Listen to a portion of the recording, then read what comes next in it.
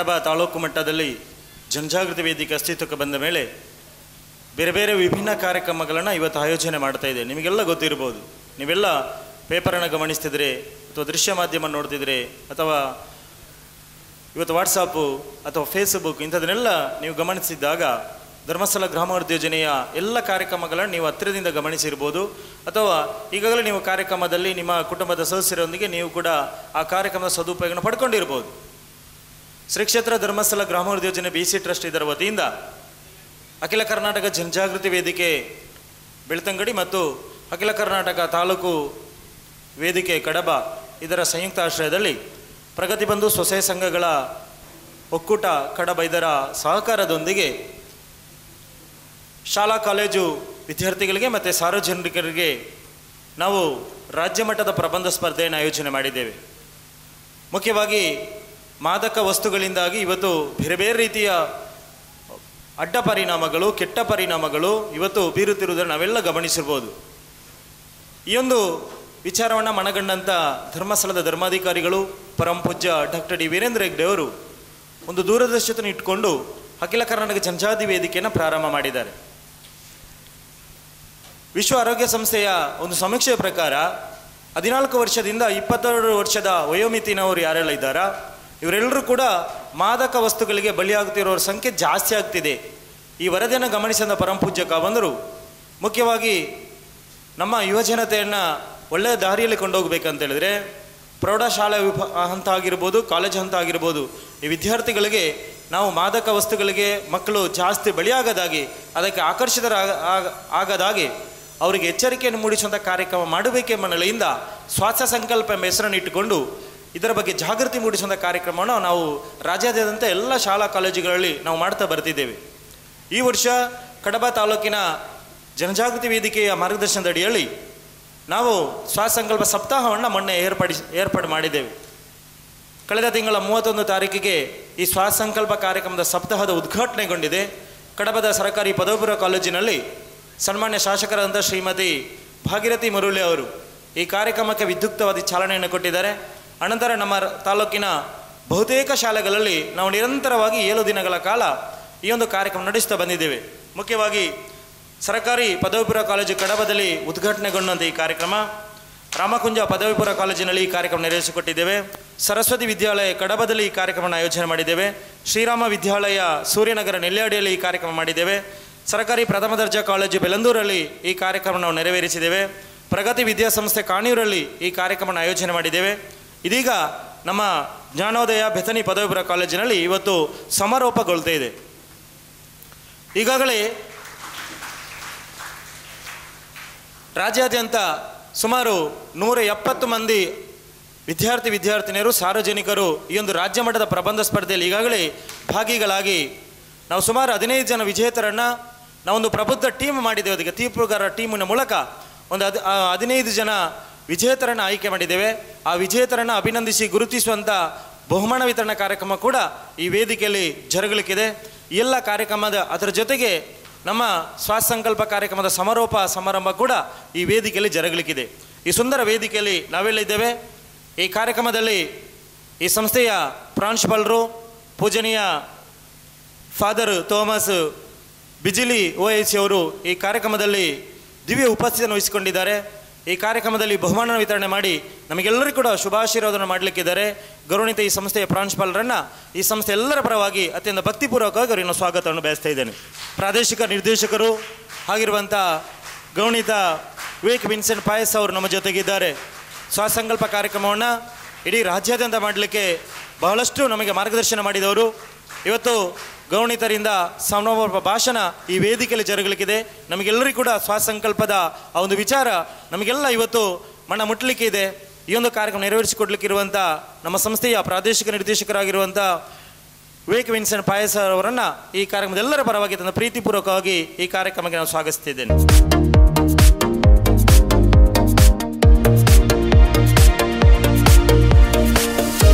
My dear students, why you are here in the campus or in the auditorium is mainly because this program is not for anyone. This program is for the students. So in the beginning, I told the teachers that the seniors should sit in front because the program aiming mainly the seniors.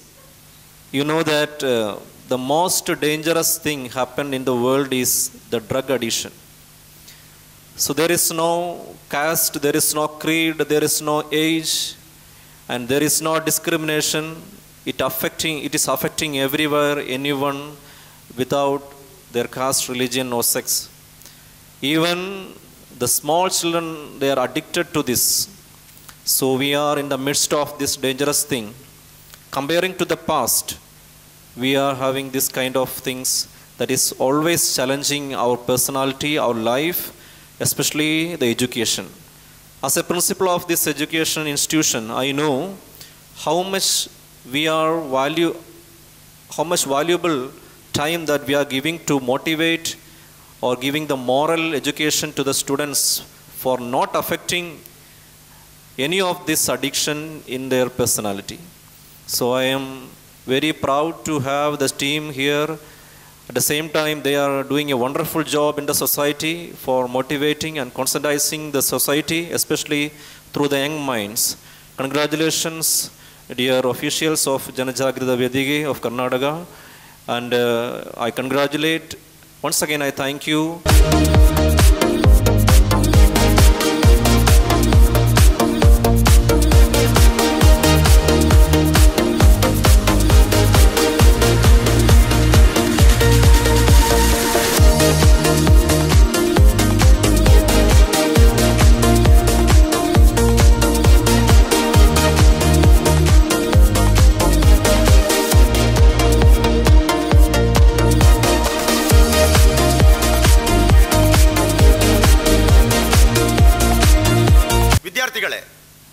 ಗಮನವಿಟ್ಟು ಇಲ್ಲಿ ಕೇಳಬೇಕು.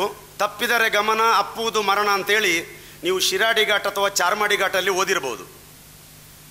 ಈ ವ್ಯಾಖ್ಯಾನ ವಾಹನ ಚಾಲಕರಿಗೆ ಬಹಳ ಅನುಕೂಲವಾಗಿರ್ತದೆ. ಅವರು ತಮ್ಮ ಗಮನವನ್ನು ಇಟ್ಟುಕೊಂಡು ಅಲ್ಲಿ ಪ್ರಯಾಣಿಸುವಂಥ ಅನಿವಾರ್ಯತೆ ಇದೆ, ಅದಕ್ಕಾಗಿ ಆ ಬೋರ್ಡನ್ನು ಹಾಕ್ತಾರೆ. ದಾರಿಯಲ್ಲಿ ಹೋಗುವಾಗ ಎತ್ತರ ದಿಣ್ಣೆಗಳಿವೆ, ನಿಧಾನವಾಗಿ ಚಲಿಸಿರಿ ಅಂತೇಳಿ ಹಾಕ್ತಾರೆ. ಯಾಕೆಂದರೆ ಒಂದು ಅಪಾಯ ಇರುವಂಥ ಸ್ಥಳದಲ್ಲಿ ಒಂದು ಎಚ್ಚರಿಕೆಯನ್ನು ಕೊಡುವಂಥ ಒಂದು ವ್ಯವಸ್ಥೆ ಇರ್ತದೆ. ಹಾಗೆಯೇ ನಿಮ್ಮ ಬದುಕು ತುಂಬ ಅಪಾಯದಲ್ಲಿದೆ. ನಾನು PUCಯಲ್ಲಿ ವಿದ್ಯಾರ್ಥಿ ನಾಯಕನಾಗಿದ್ದೆ, ಸೇಕ್ರೆಡ್ ಹಾರ್ಟ್ ಕಾಲೇಜ್ ಮಡೆಂತ್ಯಾರಲ್ಲಿ. ಡಿಗ್ರಿಯಲ್ಲಿ NCC ಅಂಡರ್ ಆಫೀಸರ್ ಆಗಿದ್ದೆ. MSW ಓದುವಾಗ ನಾನು ಕ್ರೀಡಾ ನಾಯಕನಾಗಿದ್ದೆ. ನಿಮ್ಮ ಎಲ್ಲ ಆ ಓದುವ ಸ್ಥಾನಗಳನ್ನೆಲ್ಲ ನಾನು ಅನುಭವಿಸಿದವ. ಈ ವೇದಿಕೆಯಲ್ಲಿದ್ದಂಥ ಪ್ರಾಂಶುಪಾಲರು ಸಹಿತ ಈ PUCಯಲ್ಲಿ ಓದಿ ಡಿಗ್ರಿ ಓದಿ ಇವತ್ತು ಈ ಸ್ಥಾನದಲ್ಲಿ ಕೂತಿದ್ದಾರೆ. ಅನುಭವದಿಂದ ನಿಮ್ಗಿಂತ ನಾವು ಸ್ವಲ್ಪ ದೊಡ್ಡವರು ಅಂತ ಹೇಳ್ಬೋದು, ಬುದ್ಧಿವಂತಿಕೆ ಸೇಮ್ ಇರ್ಬೋದು. ಆದರೆ ಇವತ್ತು ಒಬ್ಬ ಮನುಷ್ಯನಿಗೆ 5 ಜವಾಬ್ದಾರಿ ಇದೆ. ಒಂದು ವೈಯಕ್ತಿಕ ಜವಾಬ್ದಾರಿ, ಒಂದು ಕೌಟುಂಬಿಕ ಜವಾಬ್ದಾರಿ, 3ನೇದು ಸಾಮಾಜಿಕ ಜವಾಬ್ದಾರಿ, 4ನೇದು ಉದ್ಯೋಗದ ಜವಾಬ್ದಾರಿ, 5ನೇದು ಆತ್ಮಿಕ ಜವಾಬ್ದಾರಿ. ಈ 5 ಜವಾಬ್ದಾರಿ ಇದ್ದವ ಮಾತ್ರ ಮನುಷ್ಯ ಅಂತ ಹೇಳ್ಬೋದು ಅವನನ್ನು. ಈ 5 ಜವಾಬ್ದಾರಿಯನ್ನು ಕಳ್ಕೊಂಡವ ಯಾರಾದರೂ ಇದ್ದರೆ ಅದು ವ್ಯಸನಿ ಅಂತ ನಾನು ಹೇಳಲಿಕ್ಕೆ ಇಷ್ಟಪಡ್ತೇನೆ. ಯಾರಿಗೆ ಜವಾಬ್ದಾರಿ ಇರುವುದಿಲ್ವೋ ಅವನು ಈ ವ್ಯಸನ ಎಂಬ ಚಾಳಿಯನ್ನು ರೂಢಿಸಿಕೊಂಡು ಅದನ್ನು ಮುಂದುವರಿಸಿಕೊಂಡು ಹೋಗ್ತಾನೆ. ದುಶ್ಚಟ ದುರಾಭ್ಯಾಸ ಎಂಬುದು ಒಂದು ವಿಷವರ್ತುಲ, ಒಂದು ಮಾಯಾಜಾಲ. ಇದರ ಒಂದು ವ್ಯಸನಕ್ಕೆ ಬಲಿ ಬಿದ್ದವ ಆರಂಭದಲ್ಲಿ ಅದು ಎಲ್ಲವನ್ನ ಸಾಧಿಸ್ತದೆ. ಮಾದಕ ವಸ್ತುಗಳ ಲೋಕ ಎಂಬುದು ಒಂದು ದೊಡ್ಡ ಲೋಕ. ಕೇವಲ ಬೀಡಿ ಸಿಗರೇಟಿಗೆ ಅದು ಸೀಮಿತ ಅಲ್ಲ, ಮದ್ಯಪಾನಕ್ಕೆ ಬಿಯರಿಗೆ ಸೀಮಿತ ಅಲ್ಲ, ಗಾಂಜಕ್ಕೆ ಅದು ಸೀಮಿತ ಅಲ್ಲ. ಮಾದಕ ವಸ್ತುಗಳು ಅಂತ ಹೇಳಿದರೆ 5 ವಿಭಾಗ ಇದೆ. ಅದರಲ್ಲಿ stimulants, depressants, narcotics, hallucinogens and cannabis ಅಂತೇಳಿ 5 ಪಂಗಡ ಇದೆ. ಸ್ಟಿಮ್ಯುಲೆಂಟ್ಸ್ ಅಂತ ಹೇಳಿದರೆ there are medical drugs and non medical drugs. Medical drugs medical ಶಾಪಲ್ಲಿ ಸಿಗುತ್ತೆ. ನೀವು ಅಲ್ಲಿ ಹೋಗಿ ಮೆಡಿಕಲ್ ಶಾಪಲ್ಲಿ ಹೋದ ಮೆಡಿಸಿನನ್ನು ತಗೊಂಡು ಮದ್ದು ತಗೊಳ್ತೀರಿ. ಇದು ಒಂದು ರೀತಿಯ ಎಡಿಕ್ಷನ್ಗೆ ಕಾರಣ ಆಗುವಂಥ ಒಂದು ವಸ್ತು. ಏನು, ಇದು ಒಂದು ರೀತಿಯ ಕಾರಣವಾಗುವಂಥ ವಸ್ತು. ಇವತ್ತು ನಾನು ಡಿ ಅಡಿಕ್ಷನ್ ಸೆಂಟ್ರಲ್ಲಿ ಕೆಲಸ ಮಾಡೋಣ. ಧರ್ಮಸ್ಥಳದ ಡಿ ಅಡಿಕ್ಷನ್ ಸೆಂಟರ್ ಉಜಿರೆ ಲೈಲದಲ್ಲಿದೆ. ನಿಮ್ಮಂಥ ಕಾಲೇಜಿಗೆ ಹೋಗುವ ಸ್ಟೂಡೆಂಟ್ಗಳು ಎಡಿಕ್ಟ್ಗಳಾಗಿ ಅಲ್ಲಿ ಬರ್ತಾ ಇದ್ದಾರೆ. ಇದೇ ಮೆಡಿಕಲ್ ಡ್ರಗ್ಸ್ನಿಂದ. ಯಾವ ಮಾತ್ರೆ ಮದ್ದು ಅಂತ ನಾನು ಹೇಳಲ್ಲ, ಯಾಕೆ ಇವತ್ತು ನಾನು ಹೇಳಿದರೆ ನೀವು ಬರೆದ್ರೆ ನಾಳೆ ಅದನ್ನು ಸೇವನೆ ಮಾಡಿದರೆ ಇದು ಸ್ವಾಸ್ಥ್ಯ ಸಂಕಲ್ಪ ಆಗಲ್ಲ. ಅದಕ್ಕಾಗಿ ನಾನು ಹೇಳ್ತಾ ಇಲ್ಲ. ನಾನು ಹೇಳ್ತಾ ಇರೋದು ಇಷ್ಟೇ, ಮೆಡಿಕಲ್ ಡ್ರಗ್ಸನ್ನು ದಯಮಾಡಿ ಕೈ ಮುಗಿದು ಬೇಡ್ಕೊಳ್ತೇನೆ, ಸಾಧ್ಯ ಇದ್ದರೆ ನಿಮ್ಮ ಕಾಲಿಡಿಲಿಕ್ಕೂ ನಾನು ತಯಾರಿದ್ದೇನೆ. ಮೆಡಿಕಲ್ ಡ್ರಗ್ಸನ್ನು ವಿತ್ ಪ್ರಿಸ್ಕ್ರಿಪ್ಷನ್ ತಗೊಳ್ಳಿ, ವಿದೌಟ್ ಪ್ರಿಸ್ಕ್ರಿಪ್ಷನ್ ತಗೊಳ್ಬೇಡಿ. ವಿತ್ ಪ್ರಿಸ್ಕ್ರಿಪ್ಷನ್ ತಗೊಳ್ಳಿ. ಅಬ್ಬಬ್ಬ ಅಂದರೆ ಜ್ವರದ ಮಾತ್ರೆ, ಗ್ಯಾಸ್ಟ್ರೈಟಿಸ್ ಮಾತ್ರೆ ಅಥವಾ ಏನಾದರೂ ಸ್ವಲ್ಪ ಓರಲ್ ಆಯಿಂಟ್ಮೆಂಟ್ಗಳು ಏನಾದರೂ ಇದ್ದರೆ ನೀವು ತಗೊಳ್ಬೋದೇ ವಿನಾ ಉಳಿದಂತೆ ಎಲ್ಲ ಔಷಧಿಯನ್ನು ನಾವು ಇವತ್ತು ಏನು ಮಾಡ್ತೀವಿ, ಮೆಡಿಕಲ್ ಶಾಪಿಗೆ ಹೋಗ್ತೀವಿ, ಮೆಡಿಕಲ್ ಪ್ರಾಕ್ಟೀಷನರ್ ಅವರ ಎಂತ ಹೇಳ್ತಾರೆ ಫಾರ್ಮಸಿಸ್ಟಲ್ಲಿ ನಾವು ಹೇಳ್ತೀವಿ, ನನಗೆ ಜ್ವರ ಬರುತ್ತೆ, ನನಗೆ ಕೆಮ್ಮು ಇದೆ, ನನಗೆ ಶೀತ ಇದೆ, ನನಗೆ ಹೊಟ್ಟೆ ನೋವಿದೆ, ನನಗೆ ತಲೆನೋವಿದೆ ಅಂತೇಳಿ ವೈದ್ಯರ ಹಾಗೆ ಅವರಲ್ಲಿ ಹೇಳ್ತೀವಿ. ಅವರು ಕಟ್ಟಿಕೊಟ್ಟ ಮಾತ್ರೆಯನ್ನು ತಿಂತೀವಿ, ಎಡಿಕ್ಟ್ಗಳಾಗ್ತೀವಿ ಅಥವಾ ಏನಾದರೂ ಸೈಡ್ ಇಫೆಕ್ಟ್ ಆಗುತ್ತೆ. ಈಗ ನನ್ನ ಮಗ ನಿಮ್ಮ ವಯಸ್ಸಿನಿಗಿಂತ ದೊಡ್ಡವ, ಅವ ಹೈದರಾಬಾದಲ್ಲಿ ಇಂಜಿನಿಯರ್ ಆಗಿದ್ದಾನೆ. ನನ್ನ ಮಗಳು MSW ಓದ್ತಾ ಇದ್ದಾಳೆ. ನನಗೆ ಒಬ್ಬ ತಂದೆಯಾಗಿ ನನ್ನ 2 ಮಕ್ಕಳು ಅಂತೇಳಿ ನನಗೆ ಆಸ್ತಿ ಇದ್ದಾಗೆ, ನನ್ನ ಪ್ರಾಣ ಅವುಗಳು. ನನ್ನ ಮಕ್ಕಳು ನನ್ನ ಕಣ್ಣ ಮುಂದೆ ಹಾಳಾದರೆ ನಾನು ಒಂದು ಕ್ಷಣ ಬದುಕಲಿಕ್ಕೆ ಸಾಧ್ಯ ಇಲ್ಲ. ಇಂಥ ಮನಸ್ಥಿತಿಯ ತಂದೆ ನಾನು. ಇಂಥ ಮನಸ್ಥಿತಿಯ ಸಾವಿರಾರು ತಂದೆಗಳು ನಿಮ್ಮ ತಂದೆಯೂ ಆಗಿದ್ದಾರೆ. ಅವರು ನಿಮ್ಮನ್ನು ಅವರ ಜೀವಕ್ಕಿಂತ ಹೆಚ್ಚಾಗಿ ಪ್ರೀತಿಸ್ತಾರೆ. ಅವರು ತ್ಯಾಗ ಮಾಡಿ ನಿಮ್ಮನ್ನು ಶಾಲೆಗೆ ಕಳಿಸ್ತಾರೆ. ಅವರು ಓದದಿದ್ದರೂ ನಿಮ್ಮನ್ನು ಓದಿಸ್ತಾರೆ. ನನ್ನ ಅಪ್ಪ ಓದಲಿಲ್ಲ, ನನ್ನ ಅಮ್ಮ ಓದಲಿಲ್ಲ, ಅವ್ರಿಗೆ ಕನ್ನಡನೂ ಬರುವುದಿಲ್ಲ, ತುಳು ಮತ್ತು ಕೊಂಕಣಿ ಬರುತ್ತೆ ಅಷ್ಟೇ. ಅವರ ಮಾತೃಭಾಷೆ ಮತ್ತು ಸ್ಥಳೀಯ ಭಾಷೆ ಬರ್ತದೆ, ಉಳಿದಂತೆ ಯಾವುದು ಬರಲ್ಲ. She is illiterate. ಮೊನ್ನೆ ತೀರಿ ಹೋದ್ಲು ನನ್ನ ಅಮ್ಮ, 1 ವರ್ಷ ಆಯಿತು. ದುಃಖ ಆಗ್ತದೆ ನನಗೆ. ಇವತ್ತು ಅಪ್ಪನೂ ಇಲ್ಲ, ಅಮ್ಮನೂ ಇಲ್ಲ. ಅಪ್ಪ ಅಮ್ಮ ಕಳ್ಕೊಂಡಾಗ ನಮಗೆ ಗೊತ್ತಾಗ್ತದೆ ಅಪ್ಪ ಅಮ್ಮನ ವ್ಯಾಲ್ಯೂ ಏನು ಅಂತೇಳಿ. ಇವತ್ತು ಅಪ್ಪ ಅಮ್ಮ ನಮ್ಮಲ್ಲಿ ಇಲ್ಲ, ನಮ್ಮ ಜೊತೆ ಇಲ್ಲ. ಆದರೂ ನನ್ನ ಅಪ್ಪ ಅಮ್ಮ ಅವರು ಇಲ್ಲಿಟ್ರೇಟ್, ಓದಲಿಲ್ಲ, ಆದರೆ ಫಂಕ್ಷನಲ್ಲಿ ಅವರು ಲಿಟ್ರೇಟ್ ಆಗಿದ್ದರು. ಇವತ್ತು ವಿದ್ಯಾರ್ಥಿಗಳೆಲ್ಲ ಇವತ್ತು ಇಂಜಿನಿಯರಿಂಗ್ ಡಾಕ್ಟ್ರ್ ಓದಿದವರೆಲ್ಲ ಓದಿದ್ದಾರೆ, ಆದರೆ ಆಚರಣೆಯಲ್ಲಿ ಫಂಕ್ಷನಲ್ಲಿ ಇಲ್ಲಿಟ್ರೇಟ್ ಆಗಿ ಅವರು ಆ್ಯಕ್ಟ್ ಮಾಡ್ತಾ ಇದ್ದಾರೆ. ಇತ್ತೀಚೆಗೆ ಬೆಂಗಳೂರಲ್ಲಿ, ಮಂಗಳೂರಲ್ಲಿ, ಹುಬ್ಬಳ್ಳಿ ಧಾರವಾಡದಲ್ಲಿ ಅಥವಾ ಬೇರೆ ಬೇರೆ ಕಡೆಯಲ್ಲಿ ನೀವು ನೋಡಿ, ಈ ಮಾದಕ ವಸ್ತುಗಳ ಚಟಕ್ಕೆ ಬಲಿ ಬೀಳುವಂಥ ವ್ಯಕ್ತಿಗಳು ಯಾರು ಅಂತ ಕೇಳಿದರೆ ಇಂತಹ ಶಿಕ್ಷಣ ಇದ್ದವರೇ ಬಲಿ ಬೀಳ್ತಾರೆ. ಕರ್ನಾಟಕ ರಕ್ಷಣಾ ವೇದಿಕೆಯವರು ಬೆಂಗಳೂರಲ್ಲಿ ಸುಮಾರು 21 ಹುಡುಗ ಹುಡುಗಿಯರನ್ನು ಒಂದು ಹೊರವಲಯದ ಹೋಟೆಲಲ್ಲಿ ಕಳೆದ 8 ವರ್ಷದ ಹಿಂದೆ ಪೊಲೀಸರ ಅಧೀನಕ್ಕೆ ಕೊಡ್ತಾರೆ. ಇವರೆಲ್ಲರೂ ಇಂಟಾಕ್ಸಿಕೇಟೆಡ್ ಆಗಿರ್ತಾರೆ. ಹೊಸ ವರ್ಷ ಆದಾಗ ಮಹಾತ್ಮ ಗಾಂಧೀಜಿ ರೋಡಲ್ಲಿ ಸಾವಿರಾರು ಜನ ಸೇರ್ತಾರೆ, ಕೇವಲ ಕುಡಿಯುವುದಕ್ಕೆ ಮತ್ತು ಕುಣಿಯುವುದಕ್ಕೆ ಮಾತ್ರ. ಒಂದು ಕ್ಷಣ ಲೈಟ್ ಅಪ್ ಮಾಡಿ ಅಂತ ಹೇಳ್ತಾರೆ. ಇವತ್ತು ಕ್ಲಬ್ಗಳಲ್ಲಿ, ಪಬ್ಗಳಲ್ಲಿ, ಟ್ರೆಕ್ಕಿಂಗ್ ಎಂಬ ನೆಪದಲ್ಲಿ, ವೀಲಿಂಗ್ ನೆಪದಲ್ಲಿ ಏನೆಲ್ಲ ಬೇಡವಾದಂಥ ಪಬ್ಬು, ಕ್ಲಬ್ಗಳು ಅಥವಾ ಪಾರ್ಟಿ, ಜಾಲಿ ಟ್ರಿಪ್ಗಳನ್ನು ಮಾಡಿ ಇವತ್ತು ಯುವಕರು ಊಟ ಇಲ್ಲದೆ ಸಾಯುವುದಕ್ಕಿಂತ ಹೆಚ್ಚು ಇವತ್ತು ಡ್ರಗ್ಸ್ಗೆ ಬಿದ್ದು ಸಾಯ್ತಾ ಇದ್ದಾರೆ.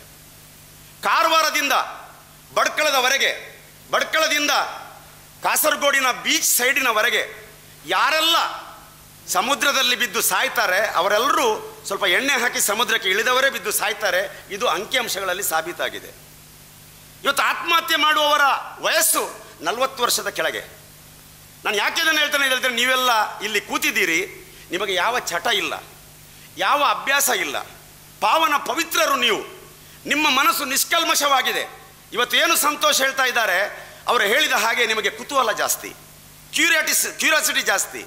ಇವತ್ತು ಮಾಸ್ ಮೀಡಿಯಾ ಇದೆ, ಅಡ್ವರ್ಟೈಸ್ಮೆಂಟ್ ಬರುತ್ತೆ, ಎಲ್ಲ ಓಕೆ, ಕೂಲ್ ಡ್ರಿಂಕ್ಸ್ ಯಾಕೆ ಅಂತೇಳಿ. ಎಲ್ಲರ ಮನಸ್ಸಲ್ಲಿ ಆ ಕೂಲ್ ಡ್ರಿಂಕ್ಸ್ಗಿಂತ ಒಂದು ಬಿಯರ್ ಕುಡಿದ್ರೆ ಏನು ಎನ್ನುವಂಥ ಯೋಚನೆ ಬರಬಹುದು. ಹಾಳು ವಸ್ತುವಿಗೆ ಆಕರ್ಷಣೆ ಜಾಸ್ತಿ, ಕೆಟ್ಟ ವಸ್ತುಗಳಿಗೆ ಅಟ್ರಾಕ್ಷನ್ ಜಾಸ್ತಿ. ಒಂದು ವಿದ್ಯುತ್ ಆಲಿಂಗನಕ್ಕೆ ಒಂದು ಕಾಗೆ ಸಿಕ್ಕಿ ಸತ್ತ ಹಾಗೆ ನಮ್ಮ ಬದುಕು ಸಾಯೋದು ಬೇಡ. ನೀವು ನಿಮ್ಮ ಜೀವನವನ್ನು ರೂಪಿಸಿಕೊಳ್ಳುವಂಥ ಎಲ್ಲ ತಾಕತ್ತು ನಿಮ್ಮಲ್ಲಿ ಇದೆ. ನಾನು ಮೊನ್ನೆ ಹುಟ್ಟಿದವ, 71ರಲ್ಲಿ ಹುಟ್ಟಿದವ, ಇವತ್ತು ನನಗೆ 52 ವರ್ಷ ಹೇಗಾಯಿತು ನನಗೆ ಗೊತ್ತಿಲ್ಲ. Life is very short, make it very sweet. ಈ ಜೀವನ ಇರುವುದು ಸುಖ ಪಡೆಯುವುದಕ್ಕೆ, ದುಃಖ ಪಡೆಯುವುದಕ್ಕೆ ಅಲ್ಲ. ಈ ಜೀವನದ ಪ್ರತಿ ಕ್ಷಣವನ್ನು ನಾವು ಸಂತೋಷ ಪಡಬೇಕು. ಅದಕ್ಕಾಗಿ ನಿಮ್ಮಲ್ಲಿ ನಾನು ವಿನಂತಿಸ್ತೇನೆ, ಯಾವುದೇ ಅವಶ್ಯ ಮದ್ದುಗಳನ್ನು ತಗೊಳ್ಳುವಾಗ ಮೆಡಿಕಲಲ್ಲಿ ವಿತ್ ಪ್ರಿಸ್ಕ್ರಿಪ್ಷನ್ ತಗೊಳ್ಳಿ. ತುಂಬ ಜನ ಮೆಡಿಕಲ್ ಮಾತ್ರೆಯಿಂದ ಎಡಿಕ್ಟ್ಗಳಾಗಿದ್ದಾರೆ, ನಮ್ಮ ಆಸ್ಪತ್ರೆಗೆ ಬರ್ತಾರೆ. ನಾನು ಕೆಲವೆಲ್ಲ ಹೇಳುವುದಿದ್ರೆ ಕಾಫ್ ಸಿರಪ್ಪಲ್ಲಿ ಎಡಿಕ್ಟ್ ಆಗಿದ್ದಾರೆ. ಲಿಂಕ್ಟಸ್ಕೊಡೈನ್, ಬೆನಡ್ರೈಲ್ನಂಥ ಸಿರಪ್ಗಳನ್ನು ಬಾಟ್ಲಿ ಕುಡಿಯೋರಿದ್ದಾರೆ. ಅಮೃತಾಂಜನ್ ಮತ್ತು ಇಂಥ ವಿಕ್ಸ್ ಅಂಥದ್ದ ಕೆಲವು ಎಲ್ಲ ಬಾಂಬ್ಗಳನ್ನು ಹಲ್ಲಿಗೆ ತಿಕ್ಕುವವರಿದ್ದಾರೆ. ಅರ್ಥ ಮಾಡಿಕೊಳ್ಳಿ, ಕೆಲವೆಲ್ಲ ಟ್ಯಾಬ್ಲೆಟ್ಗಳನ್ನು ಸೋಡಕ್ಕೆ ಅಥವಾ ಸಿಕ್ಸರ್ಗೆ ಹಾಕಿ ಕುಡಿಯೋರಿದ್ದಾರೆ. ಕೆಲವೆಲ್ಲ ಪೇಯ್ನ್ ಕಿಲ್ಲರ್ಗಳನ್ನು ಅವರು ನಿರಂತರ ತಗೊಳ್ಳೋರಿದ್ದಾರೆ. ನಾನು ಯಾಕೆ ಇದನ್ನು ನಾನು ಹೇಳ್ತೀನಿ ಅಂತ ಹೇಳಿದ್ರೆ, ಈ ಮೆಡಿಕಲ್ ಡ್ರಗ್ಸ್ನಲ್ಲಿರುವಂಥದ್ದು ಏನಾಗ್ತದೆ ಅಂತ ಹೇಳಿದರೆ ಇದು ಸಾಮಾನ್ಯ ನಿಮ್ಮ ಬದುಕನ್ನೇ ಹಾಳು ಮಾಡಿ ಬಿಡ್ತದೆ. ಅದಕ್ಕಾಗಿ ವಿತ್ ಪ್ರಿಸ್ಕ್ರಿಪ್ಷನ್ ಮೆಡಿಕಲ್ ಇದೆ, ವಿದೌಟ್ ಪ್ರಿಸ್ಕ್ರಿಪ್ಷನ್ ಕೆಲವೆಲ್ಲ ಎಡಿಕ್ಷನ್ಸ್ ಇರ್ತದೆ. ಡಿಪ್ರೆಸೆಂಟ್ ಎಂಬ ವರ್ಗಕ್ಕೆ ಆಲ್ಕೋಹಾಲ್ ಬರುತ್ತೆ. ಮದ್ಯಪಾನ ಅದು ಯಾವುದೇ ಜೀವಕ್ಕೆ ಪೂರಕವಾದದ್ದಲ್ಲ. ನಮ್ಮ ಯಾವ ಜಾತಿಯಲ್ಲಿ ಯಾವ ಧರ್ಮದಲ್ಲಿ, ಇಲ್ಲಿ ಇಸ್ಲಾಂ ಧರ್ಮದವರಿದ್ದಾರೆ, ಇಲ್ಲಿ ಕ್ರಿಶ್ಚಿಯನ್ರಿದ್ದಾರೆ. ಕ್ರಿಶ್ಚಿಯನ್ ಧರ್ಮದ ಬೈಬಲ್ ನಾನು ಓದ್ತೇನೆ, ಯಾಕಂದರೆ ನಾನೊಬ್ಬ ಕ್ರಿಶ್ಚಿಯನ್. 102 ಕಡೆಯಲ್ಲಿ ಹೇಳ್ತದೆ ಮದ್ಯಪಾನ ಮತ್ತು ಮಾದಕ ವಸ್ತುಗಳ ಚಟ ಬೆಬ್ದೆಪೋಣ ಅಂತ ಹೇಳಿದರೆ ಅಮಲುಕೋರತನದಿಂದ ದೂರವಿರಿ ಅಂತೇಳಿ ಬೈಬಲ್ ಎಚ್ಚರಿಸ್ತದೆ. 102 ಕಡೆಯಲ್ಲಿ ಹೇಳ್ತದೆ. ತೀತರ ಅಧ್ಯಾಯ ಹೇಳುತ್ತೆ, ಮಹಾಜನರೇ ಹೇಳಿ ಎದ್ದೇಳಿ, ನಿಮ್ಮ ಬದುಕಿನಲ್ಲಿ ಇಂಥ ದುರಂತಗಳು ಬಾರದಂತೆ ಎಚ್ಚರವಾಗಿರಿ ಅಂತೇಳಿ ಎಚ್ಚರಿಕೆ ಕೊಡ್ತಾರೆ. ನಾನು ಯಾಕೆ ಹೇಳ್ತೇನೆ ಅಂತ ಹೇಳಿದ್ರೆ, ಇಂಥ ಬೈಬಲಲ್ಲಿ 1000 ಕಡೆಯಲ್ಲಿ ಇದನ್ನು ವಿರೋಧಿಸ್ತದೆ, ಮದ್ಯಪಾನ ಮತ್ತು ಮಾದಕ ವಸ್ತುಗಳನ್ನು ವಿರೋಧಿಸ್ತದೆ. ಹಿಂದೂಗಳಲ್ಲಿ ಸಪ್ತ ವ್ಯಸನಗಳಲ್ಲಿ ಮದ್ಯಪಾನ ಒಂದು ಅಂತೇಳಿ ಉಪನಿಷತ್ ಹೇಳುತ್ತೆ. ಮದ್ಯ, ಮಾನಿನಿ, ಮಾಂಸ, ಜುಜುಜುಗಾರಿ, ಮೃಗವಿಹಾರ, ದಿವಾಸ್ವಪ್ನ, ಮೈಥುನ ಎಂಬ 7 ಚಟಗಳಲ್ಲಿ ಮದ್ಯಪಾನ ಮತ್ತು ಮಾದಕ ವಸ್ತುಗಳ ಚಟ ಅದು ಮೊದಲನೇ ಸ್ಥಾನಕ್ಕೆ ಬರುತ್ತೆ. ಈ ಅಭ್ಯಾಸ ಇದ್ದರೆ ಎಲ್ಲ ಅಭ್ಯಾಸಗಳು ಅವನಿಗೆ ಇದ್ದ ಹಾಗೆ ಅಂತ ಹೇಳ್ತದೆ. ಒಬ್ಬ ಕುಡಿಯುವವನಿಗೆ ಕುಡಿತದ ಅಭ್ಯಾಸ ಇದ್ದರೆ ಅವನ ಹೆಂಡತಿ ಮಕ್ಕಳು ಅವನಿಂದ ದೂರ ಹೋಗ್ತಾರೆ. ಅರ್ಥ ಮಾಡಿಕೊಳ್ಳಿ, ಯಾರಿಗೆ ಸಮಸ್ಯೆ ಇಲ್ಲ ಅವರು ನಗಲಿಕ್ಕೆ ಶುರು ಮಾಡ್ತಾರೆ. ಯಾರಿಗೆ ಸಮಸ್ಯೆ ಇಲ್ಲ, ಮದರ್ ತೆರೇಸಾ ಒಂದು ಮಾತು ಹೇಳ್ತಾರೆ, ಯಾರಿಗೆ ಕುಂದುಕೊರತೆ ಇಲ್ವೋ ಅವನು ಇತರರ ಸಮಸ್ಯೆಗಳಿಗೆ ಸೊಪ್ಪು ಹಾಕೋದಿಲ್ಲ ಅಂತೇಳಿ. ನಾಳೆ ಮದುವೆ ಆಗಿ ಹೋಗುವಂಥ ಹುಡುಗಿಯರು ನೀವು, ಅಥವಾ ಎಲ್ಲಿಯೋ ಒಂದು ಜಾಬ್ಗೆ ಹೋಗುವವರು ನೀವು, ನಿಮ್ಮ ಸರ್ಟಿಫಿಕೇಟ್ಗಳನ್ನು ನೀವು ಇಲ್ಲಿ ಇಟ್ಟು ಇಂಟರ್ವ್ಯೂಗೆ ಹೋಗಿದಾಗ ಜೀವನ ಏನು ಅಂತ ಗೊತ್ತಾಗ್ತದೆ. ಆಗ ನಗು ಬರುವುದಿಲ್ಲ, ಆಗ ಸೀರಿಯಸ್ನೆಸ್ ಬರುತ್ತೆ. ಸೊ ನೀವೆಲ್ಲ ಇವತ್ತು ಸೀರಿಯಸ್ ಆಗಿ ಥಿಂಕ್ ಮಾಡಿ. ಕಾಲೇಜು ಅಂತ ಹೇಳಿದರೆ ಕಾಲು ಏಜು, ಇನ್ನು ಮುಕ್ಕಾಲು ಏಜು ಬಾಕಿ ಇದೆ. ಜೀವನ ಅಂತ ಹೇಳಿದರೆ 7ರ ಮಗ್ಗಿ, 7 ಬಾಲ್ಯ. ನೀವು ಏನು ಮಾಡಲಿಲ್ಲ, ಅಪ್ಪ ಅಮ್ಮನೇ ಮಾಡಿದ್ದು. 7 14 ಹದಿಹರೆಯ, ಆಗಲೂ ಹೆಚ್ಚಿನ ಕೆಲಸ ಅಪ್ಪ ಅಮ್ಮನೇ ಮಾಡ್ತಾರೆ. 7 21, 14ರಿಂದ 21 ಏಜು ಸರ್ ಹೇಳಿದ ಹಾಗೆ ಅದೊಂದು ರಿಸ್ಕಿ ಏಜ್. ಇದಕ್ಕೆ ಕನ್ನಡದಲ್ಲಿ ಎಡಬಿಡಂಗಿ ಪ್ರಾಯ ಅಂತ ಹೇಳ್ತಾರೆ, ಸಂಸ್ಕೃತದಲ್ಲಿ ಷೋಡಶ ಪ್ರಾಯ ಅಂತ ಹೇಳ್ತಾರೆ. ಈ ವಯಸ್ಸು, ಕನ್ನಡದಲ್ಲಿ ಒಂದು ಹಾಡು ಬಂದಿತ್ತು, ಹುಚ್ಚುಕ್ಕೋಡಿ ಮನಸ್ಸು 16ರ ವಯಸ್ಸು ಅಂತೇಳಿ. ಈ ವಯಸ್ಸಲ್ಲಿ ಹುಚ್ಚುಚ್ಚಾದ ಯೋಚನೆಗಳು ಬರ್ತವೆ. ಮೊಬೈಲ್ ತಗೊಂಡು ಏನೋ ಬೇಡವಾದನ್ನು ನೋಡುವ, ಪೋರ್ನ್ಗಳನ್ನು ನೋಡುವ, WWF ನೋಡೋಣ, ಅಥವಾ ಒಂದು ಕ್ರಿಕೆಟ್ ಒಂದು ನಮ್ಮದೇ ಒಂದು ಟೀಮ್ ಮಾಡಿ ಬೆಟ್ ಕಟ್ಟೋಣ. ಒಂದು ಮೊಬೈಲ್ ಸಾಕು ಹಾಳಾಗಲಿಕ್ಕೆ. ನಮ್ಮ ಕಾಲದಲ್ಲಿ ಮೊಬೈಲ್ ಇರಲಿಲ್ಲ. ಸಹ ಸ್ನೇಹಿತರೊಟ್ಟಿಗೆ ಸಹವಾಸ ಮಾಡಿಕೊಳ್ಳುವಂಥದ್ದು. ಒಬ್ಬ ಹುಡುಗ ಮತ್ತು ಹುಡುಗಿ ಹೇಗಿರಬೇಕು, ಕಾಲೇಜು ಜೀವನದಲ್ಲಿ ಹೇಗಿರಬೇಕು, ಸಹೋದರತೆಯನ್ನು ಮೆರೆಯಬೇಕು. ಅದಕ್ಕಾಗಿ ನಿಮಗೆ ಯೂನಿಫಾರ್ಮ್ ಕೊಟ್ಟಿದ್ದಾರೆ. ಇಲ್ಲಿ ಕಪ್ಪು ಬಿಳಿ, ಉದ್ದ ತೋರ, ಗಿಡ್ಡ, ಅಂಗವಿಕಲ, ಇದು ಯಾವುದು ನಿಮ್ಮ ಭವಿಷ್ಯಕ್ಕೆ ಕೌಂಟಿಂಗ್ ಆಗಲ್ಲ. ಇಲ್ಲಿ ಬಹಳ ಚಂದ ಇದ್ದವಳು ನಾನು ಹೀರೋಯಿನ್ ಅಂತೇಳಿ ಭಾವಿಸಬೇಕಾದ ಅವಶ್ಯಕತೆ ಇಲ್ಲ. ಅರ್ಥ ಮಾಡಿಕೊಳ್ಳಿ, ಇಲ್ಲಿ ನೀವು ಓದುವುದು ಬಹಳ ಮುಖ್ಯ. ಇಲ್ಲಿ ನೀವು ನಿಮ್ಮ ಭದ್ರ ಬುನಾದಿಯನ್ನು ಹಾಕೋದು ಬಹಳ ಮುಖ್ಯ. ನಿಮ್ಮ ಬದುಕಿನ ಅತ್ಯುತ್ತಮ ಉಜ್ವಲ ಭವಿಷ್ಯಕ್ಕೆ ಇದೊಂದು ಭದ್ರ ಬುನಾದಿ. ಅದಕ್ಕಾಗಿ ನಿಮ್ಮ ಗಮನ ವಿದ್ಯಾಭ್ಯಾಸದ ಕಡೆಗಿರಲಿ. ನೀವು ಹಾಕುವ ಬಟ್ಟೆ, ನೀವು ಮಾತನಾಡುವ ಮಾತು ಸಹಿತ ನಿಮ್ಮ ಬದುಕಿನಲ್ಲಿ ಕೌಂಟ್ ಆಗ್ತದೆ. If the health is last, something is last. If the wealth is last, nothing is last. If the character is last, everything is last. ಈ ಕಾಲೇಜಲ್ಲಿ ಎಕ್ಸಾಮ್ ಬರೆದು ನೀವು ಒಳ್ಳೆ ಮಾರ್ಕ್ಸನ್ನು ಒಬ್ಟೈನ್ ಮಾಡಿ ನೀವು ರ್ಯಾಂಕ್ ಬಂದರೂ ಸಹಿತ ನಿಮ್ಮ ಕಾಂಡಕ್ಟ್ ಸ್ಯಾಟಿಸ್ಫ್ಯಾಕ್ಟ್ರಿ ಅಂತ ಬಂದರೆ ನಿಮಗೆ ಯಾವ ಕಾಲೇಜಲ್ಲಿ ಅಡ್ಮಿಷನ್ ಕೊಡಲ್ಲ. ಕಾಂಡಕ್ಟ್ ನಿಮ್ಮ ಅವಶ್ಯಕತೆ ಇದೆ. ನಿಮ್ಮ ಗುಣ ನಡತೆ ಬಹಳ ಮುಖ್ಯ. ಮಾದಕ ವಸ್ತುಗಳೆಂದರೆ ನಿಮ್ಮ ಗುಣ ನಡತೆ, ಸ್ವಭಾವ, ಆಲೋಚನೆ ಮತ್ತು ಭವಿಷ್ಯವನ್ನು ಹಾಳು ಮಾಡುವಂಥ ವಸ್ತು. ಅದಕ್ಕಾಗಿ ನಾನು ನಿಮಗೆ ಹೇಳ್ತಾ ಇರೋದು, ನಿಮ್ಮ ಜೀವನದ ಈ 14ರಿಂದ 21 ಏಜ್ ಏನಾದರೂ ನೀವು ಯಾವುದೇ ಚಟವಿಲ್ಲದೆ ಒಂದು ಗ್ಲಾಸ್ ಬಿಯರ್ ಆಗಲಿ, ಫಸ್ಟ್ ಬರುವುದು ಮಕ್ಕಳಿಗೆ ಸ್ಮೋಕಿಂಗ್. ಫಸ್ಟ್ ಬರುವುದು ಸ್ಮೋಕಿಂಗ್. ಈಗ ಚ್ಯೂವಿಂಗ್ ಟಬಾಕೋ, ಅದರಲ್ಲೇ ಬರೆದಿದ್ದಾರೆ chewing tobacco is injurious to health ಅಥವಾ ಇಟ್ ಲೀಡ್ಸ್ ಟು ಕ್ಯಾನ್ಸರ್ ಅಂತ ಬರೆದಿದ್ದಾರೆ. ಆದರೂ ನಾವು ಅದನ್ನು ಸೇವನೆ ಮಾಡ್ತೇವೆ. ಒಂದು ಸಣ್ಣ ಸಚೆಟ್ ಟಬಾಕೋ ಸಚೆಟ್, ಅರ್ಥ ಮಾಡಿಕೊಳ್ಳಿ, ಒಂದು ಕ್ಯಾನ್ಸರ್ ಭರಿಸ್ತದೆ. Tongue cancer, lung cancer, teeth cancer, throat cancer, abdominal cancer, bronchitis, COPD ಸಮಸ್ಯೆ, ನಮ್ಮ ಜೀವನದಲ್ಲಿ ಬರದಾದಂಥ ಎಲ್ಲ ನರಳುವಿಕೆಯನ್ನು ಈ ಕ್ಯಾನ್ಸರ್ ತರುತ್ತೆ. ಇದನ್ನು ನಾನು ಸುಳ್ಳು ಹೇಳ್ತಾ ಇಲ್ಲ. ನನ್ನ ಮಿಸ್ಸಸ್ KMC ಆಸ್ಪತ್ರೆಯಲ್ಲಿ ಕೆಲಸ ಮಾಡ್ತಾಳೆ. ಒಂದು ಮೂಗಿಗೆ ಪೈಪು, ಒಂದು ಗಂಟ್ಲಲ್ಲಿ ತೂತು ತೆಗೆದು ಅಲ್ಲಿ ಒಂದು ಪೈಪು, ಒಂದು ಮೂತ್ರಕ್ಕೆ ಒಂದು ಪೈಪು, ಒಂದು ಮಲಕ್ಕೊಂದು ಪೈಪು, ಏಳಲಿಕ್ಕೆ ಕೂತ್ಕೊಳ್ಳಿಕ್ಕೆ ಜನ ಬೇಕು ಅಂತ ಹೇಳುವಂಥ ಸ್ಥಿತಿಯಲ್ಲಿ ಅಲ್ಲಿ ಕ್ಯಾನ್ಸರ್ ಪೇಷಂಟ್ ನರಳ್ತಾ ಇದ್ದಾರೆ. ನಿಮ್ಮ ಟೂರ್ ಪಿಕ್ನಿಕನ್ನು ಸ್ವಲ್ಪ ಕ್ಯಾನ್ಸಲ್ ಮಾಡಿ ಒಮ್ಮೆ ವಾರ್ಡ್ ವಿಸಿಟನ್ನು ಇಟ್ಟುಕೊಳ್ಳಿ. ಆಗ ಅರ್ಥ ಆಗ್ತದೆ ಕ್ಯಾನ್ಸರ್, ಟೆಬಾಕೋ ಎಷ್ಟು ಡೇಂಜರಸ್ ಅಂತೇಳಿ. ಎಷ್ಟು ಡೇಂಜರಸ್ ಇದು ಅಷ್ಟು ಡೇಂಜರಸ್. ಒಂದು ಪೈಪು, ಈಗ ನೀವು ಅಪ್ಪ ಅಮ್ಮ ಕೊಟ್ಟ ಅನ್ನ ನೀರು ನಿಮಗೆ ಬೇಡ. ದಾರಿಯಲ್ಲಿ ಹೋಗುವಾಗ ಅಲ್ಲಿರುವಂಥ ಗೋಬಿ ಮಂಚೂರಿ, ಅಲ್ಲಿರುವಂಥ ಪಾನಿಪುರಿ, ಅಲ್ಲಿರುವಂಥ ಬರ್ಗರ್, ಪಿಜ್ಜಾ, ಇದನ್ನು ಐಸ್ ಕ್ರೀಮ್, ಅದೆಲ್ಲ ತಿನ್ನಬೇಕು ಅಂತ ಅನಿಸ್ತದೆ. ಸ್ವಾಭಾವಿಕ, ತಿನ್ನಿ. ಆದರೆ ಅತಿ ಮಾಡಬೇಡಿ. ತಿಂದ ಆಹಾರದಲ್ಲಿ ದೇವನೂ ಆಗ್ಬೋದು, ತಿಂದ ಆಹಾರದಲ್ಲಿ ರಕ್ಕಸವೂ ಆಗಬಹುದು. ನಮ್ಮ ಶರೀರ ಅಂತ ಹೇಳಿದ್ರೆ ಒಂದು ಫ್ಯಾಕ್ಟ್ರಿ ಇದ್ದಂಗೆ. ಯಾವ ರೀತಿಯ ರಾ ಮೆಟೀರಿಯಲ್ ನೀವು ಬಾಯಲ್ಲಿ ಹಾಕ್ತೀರಿ ಆ ರೀತಿಯ ಪ್ರೊಡಕ್ಷನ್ ಬರುತ್ತೆ. ಆಹಾರದಲ್ಲಿ 4 ವಿಧ. ಆಹಾರ ಶರೀರವನ್ನು ಬೆಳೆಸ್ತದೆ.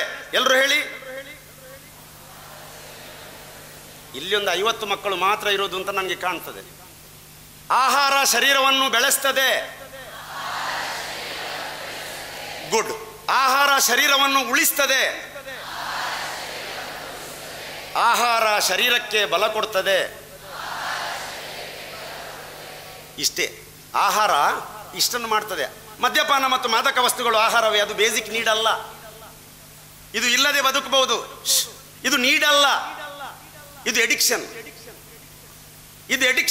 ಇದೊಂದು ಅಪೆಂಡಿಕ್ಸ್, ಕಣ್ಣಿಗೆ ಕಾಣದ ಒಂದು ಅಪೆಂಡಿಕ್ಸ್. ಶರೀರಕ್ಕೆ ಒಂದು ಅಪೆಂಡಿಕ್ಸ್ ಬಂದರೆ ಅದನ್ನು ತೆಗಿಬೇಕಾಗತ್ತೆ. ಇದು ನೀವು ಬರುವ ಮೊದಲೇ ಬಾರದಾಗೆ ನೋಡ್ಕೊಳ್ಳೋದು ಬಹಳ ಮುಖ್ಯ. ಬಂದರೆ ಇದರಲ್ಲಿ ತೆಗೆಯುವ ಅವಶ್ಯಕತೆ ಇಲ್ಲ, ಅದುವೇ ನಿಮ್ಮನ್ನು ತೆಗೀತದೆ.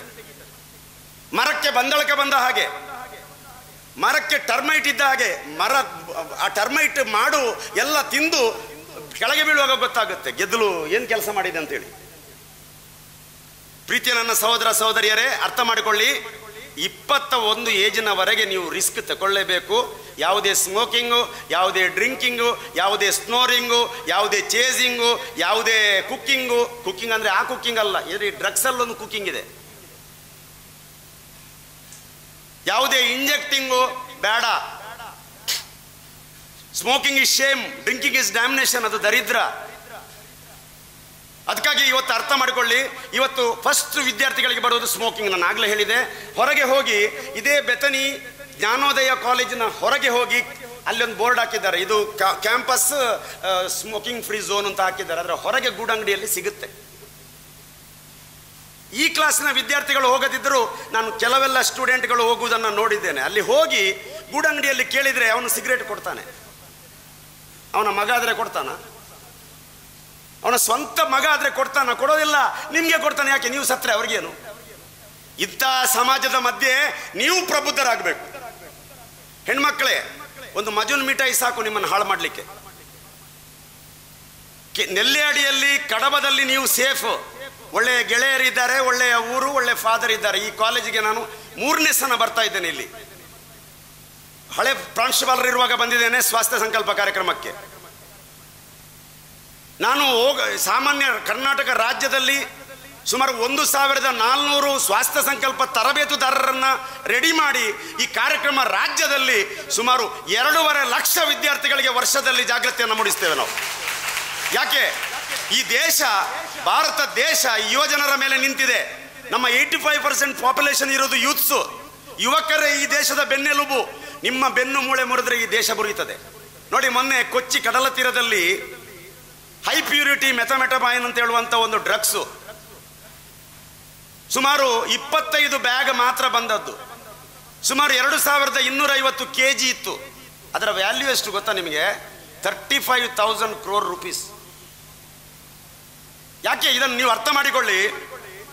ಇವತ್ತು ನಮ್ಮ ಪ್ರಧಾನಮಂತ್ರಿಗಳು ವಿದೇಶದ ಹಣ ಈ ಕಡೆ ಬರುವುದಕ್ಕೆ ಸ್ವಲ್ಪ ತಡೆಯಾಜ್ಞೆ ಹಾಕಿದ್ದಾರೆ.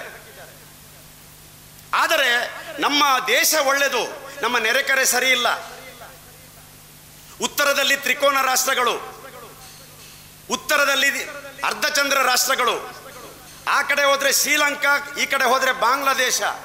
ಈ ಎಲ್ಲ ರಾಷ್ಟ್ರಗಳಲ್ಲಿ ಪ್ರಧಾನವಾಗಿರೋದು ಮಾದಕ ವಸ್ತುಗಳ ಮಾರಾಟ ಜಾಲ. ನೆನಪಿಟ್ಕೊಳ್ಳಿ, ಅಫ್ಘಾನಿಸ್ತಾನದಲ್ಲಿ ಇಡೀ ವಿಶ್ವಕ್ಕೆ ಬೇಕಾದ ಅಫೀಮ್ ಪ್ರೊಡಕ್ಷನ್ ಆಗ್ತದೆ.